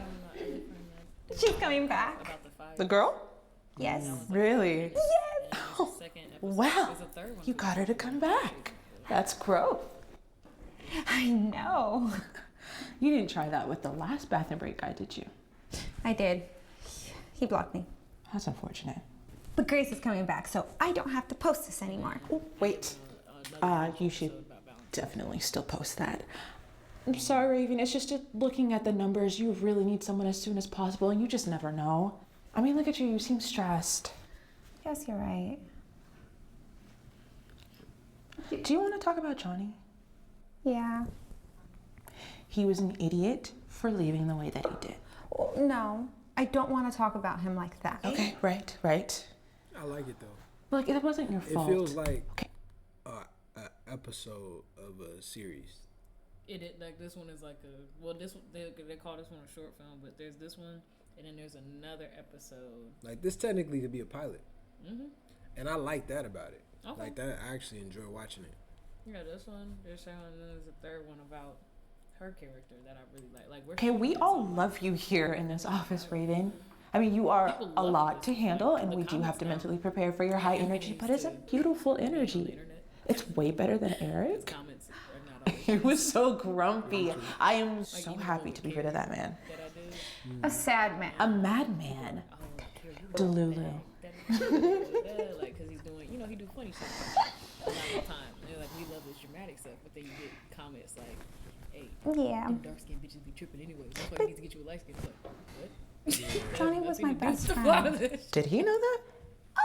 Maybe I'm kidding. I'm Like, kidding. But you what get about so the attached to performance? people. They talking about some. She's not that bad anyway. Look, I don't know why Johnny left, but you can't let it keep hurting you so much. And whoever comes here is not gonna replace him leaving. I know. He was just a coworker, a dorky goofball, That light is harsh. corny boy. It was so hard. Sadly, he probably doesn't even know that he hurt you. Because these aren't the windows you can. He was a they're dork. just so you can have fucking. I know that was annoying. It was so. I know that was driving him crazy. Thank you. That's the shit I look at. I heard her praying in the bathroom. Grace? Yeah. It still looks No. good. Shouts out to you, whoever shot this. Shout out to Alex. Still looks great. Was I that bad? No, nothing like that. It was actually very touching. She wasn't even talking about you. It was more like she was giving her problems to God, asking him to take the wheel, give her the strength to prove herself. I don't know, it was kind of probably relieving to know that there's someone always on your side, defending you and giving you hope and strength. Okay, so that's kind of weird hearing that from you. Like, I'm sorry. I'm serious, it was inspiring. My mom used to pray like that. I kind of miss it. She prayed all day, every day, over everything. She prayed over the meals, car rides, every night, every stranger. When I was younger, I used to think it was so annoying, and now look at me.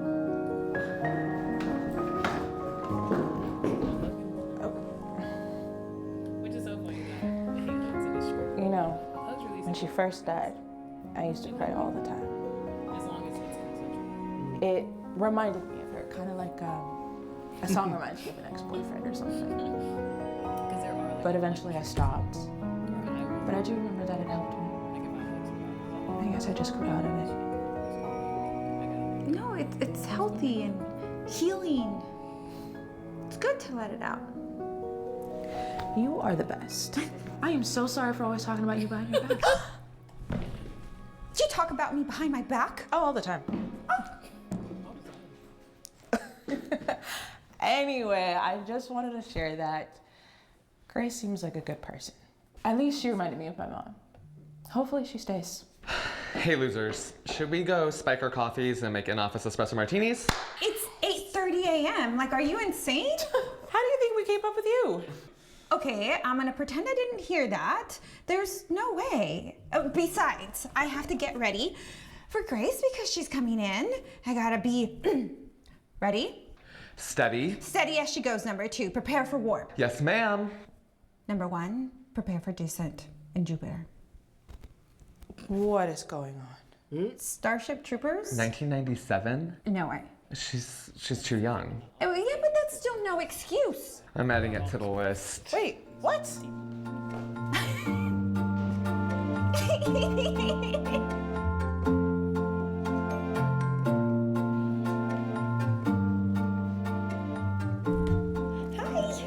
Are those for us? Yeah, it's the least I could do. You know, starting the day out without coffee is dangerous for both of us.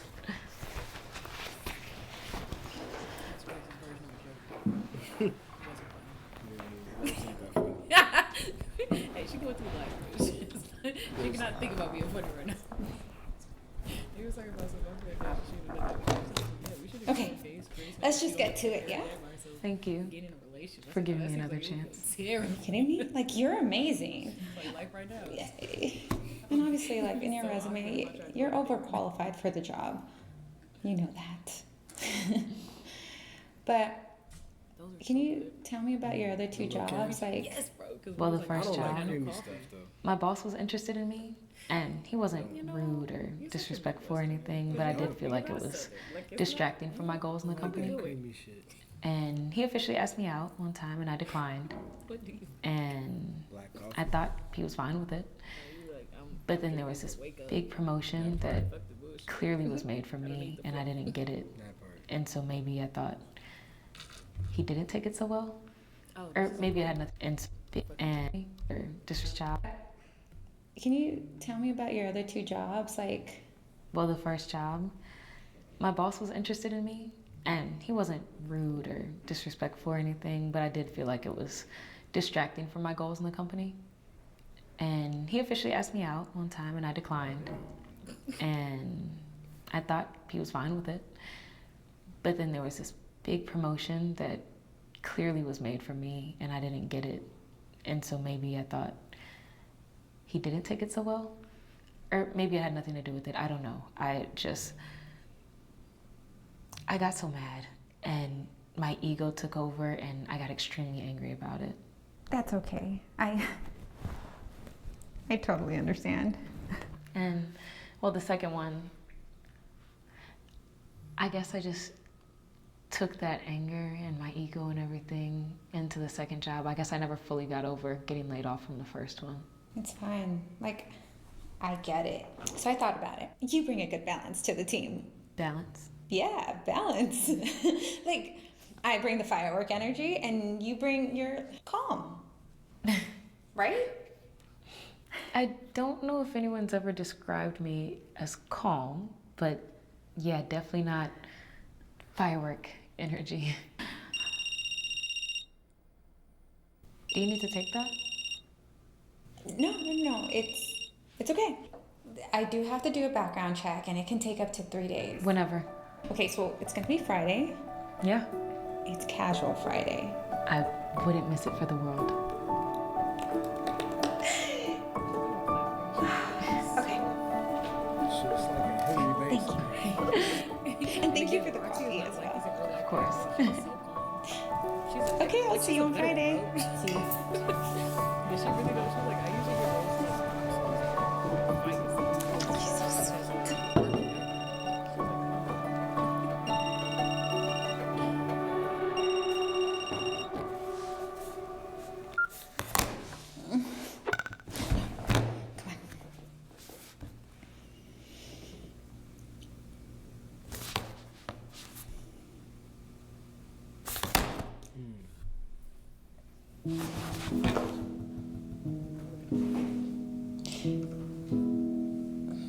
Just try it. Okay. Hey God. Please, just help me get through this voicemail. If it's good, great. But if it's bad, not so great. But I just want you to please help me to get through it. That would be so awesome. Okay, thank you. You rock. Okay. What did you say?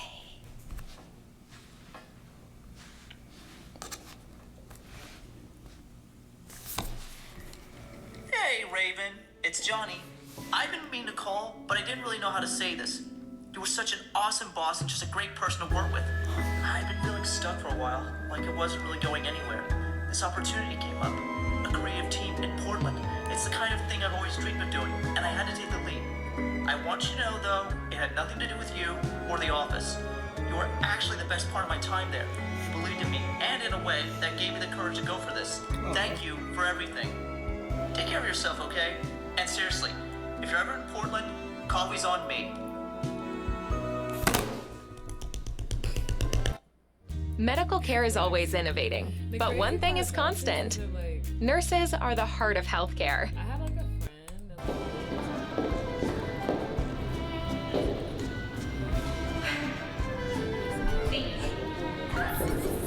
Oh my goodness.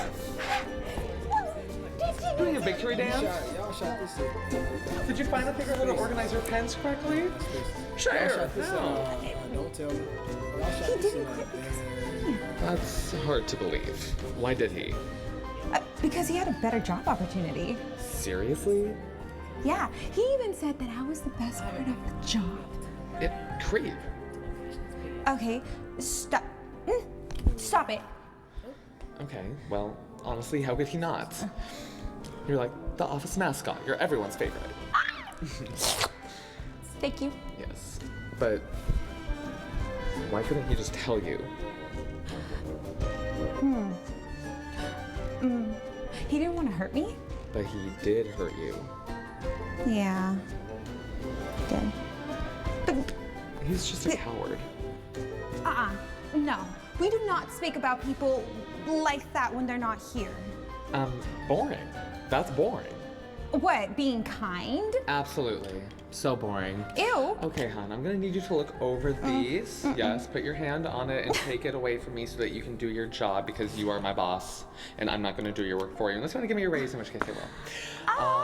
By the way, I'm glad you're okay. That top looks absolutely amazing on you. Your entire aura today just glowing. Okay, Mr. DeMille, I am ready for my close-up. See? That's the kind of energy we need around here. Best day ever.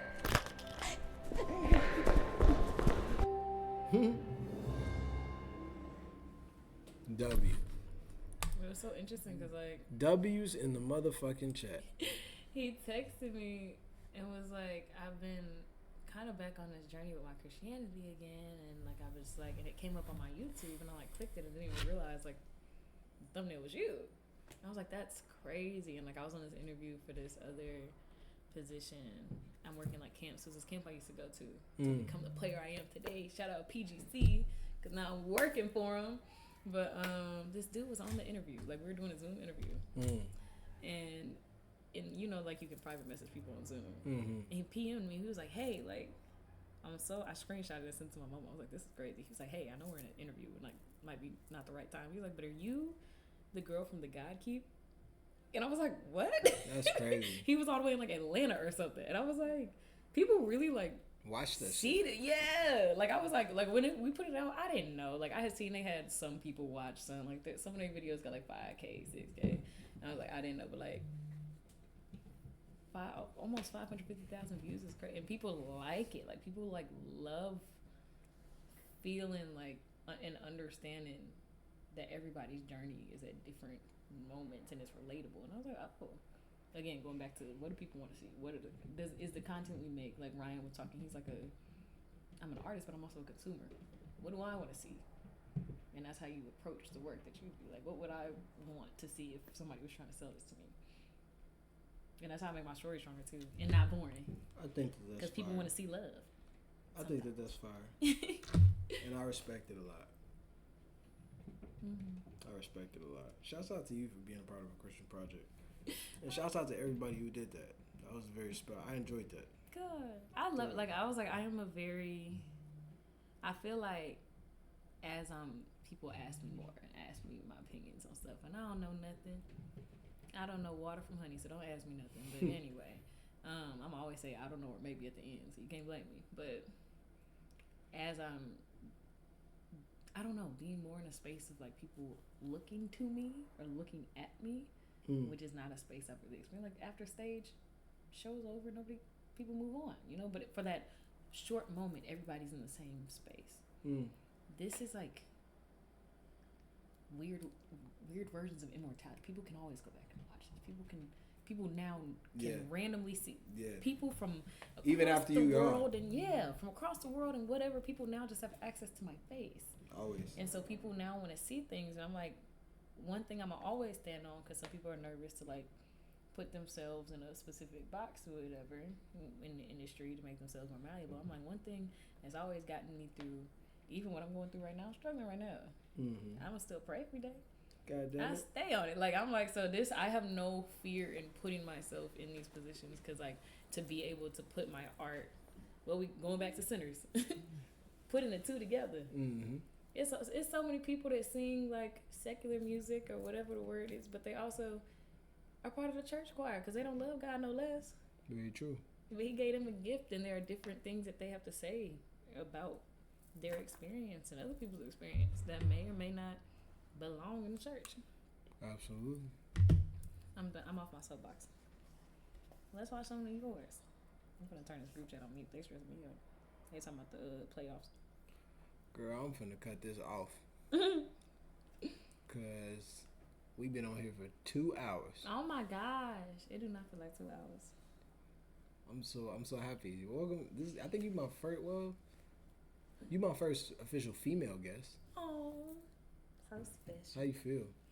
I feel good. I enjoy talking to you. Yeah, this is cool. I'm like, we be talking on the phone in general, but we talk like this regardless. That's why I was like, let me just cut this on. Might as well. Yeah. Might as well capture it, and it won't be the last time you're back. It won't. I can't wait till y'all see what Eriq got cooking. On that note, thank you. I appreciate it. There's some shit on the way. Always gotta find a good outro song.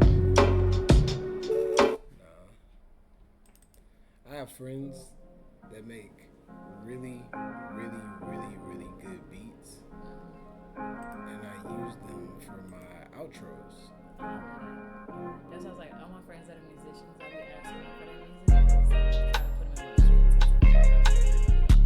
Yeah, you gotta incorporate everybody. And what I plan to do is once I finish this little thing that you know about, I'm gonna send it to them and have them do it for them.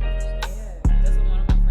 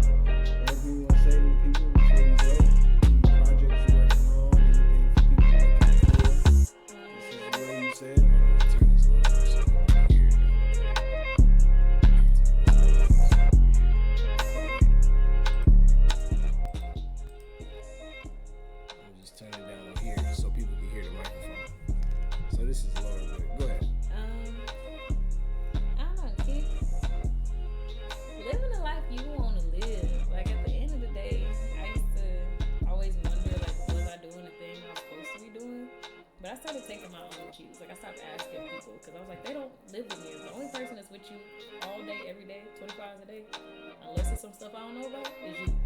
So live the way you want to live and make informed decisions. Don't just be reckless out here. Like make planned steps to live that lifestyle. Like we in our bag, but we also do what we have to do. Working.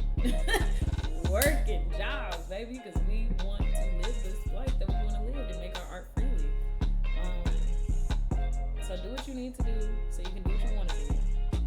And then we're rapid filming on Exhausted Possibilities. It's a love story. Actually, you know the one you said you liked? The short, the improv one? Mm-hmm. It's kind of informed off that a little bit. So I'm excited for it. It's incorporated. It's incorporated a couple timelines, but I'm excited about that. We're about to finish shooting, so you'll see stuff about that. And then I'm gonna just keep making stuff in interim. If there's scenes y'all want to see us do, or monologues y'all want to see us perform, let us know, because we just love making art. We love telling stories. Very, very true. What you got going on? What do I have going on? There's a short on the way.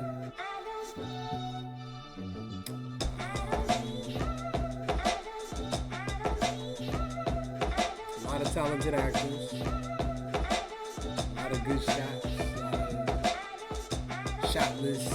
Yeah, he been in his bag on the cinematography. Yeah. There's some things coming. I'm pretty excited. I can't talk too much, but some things coming.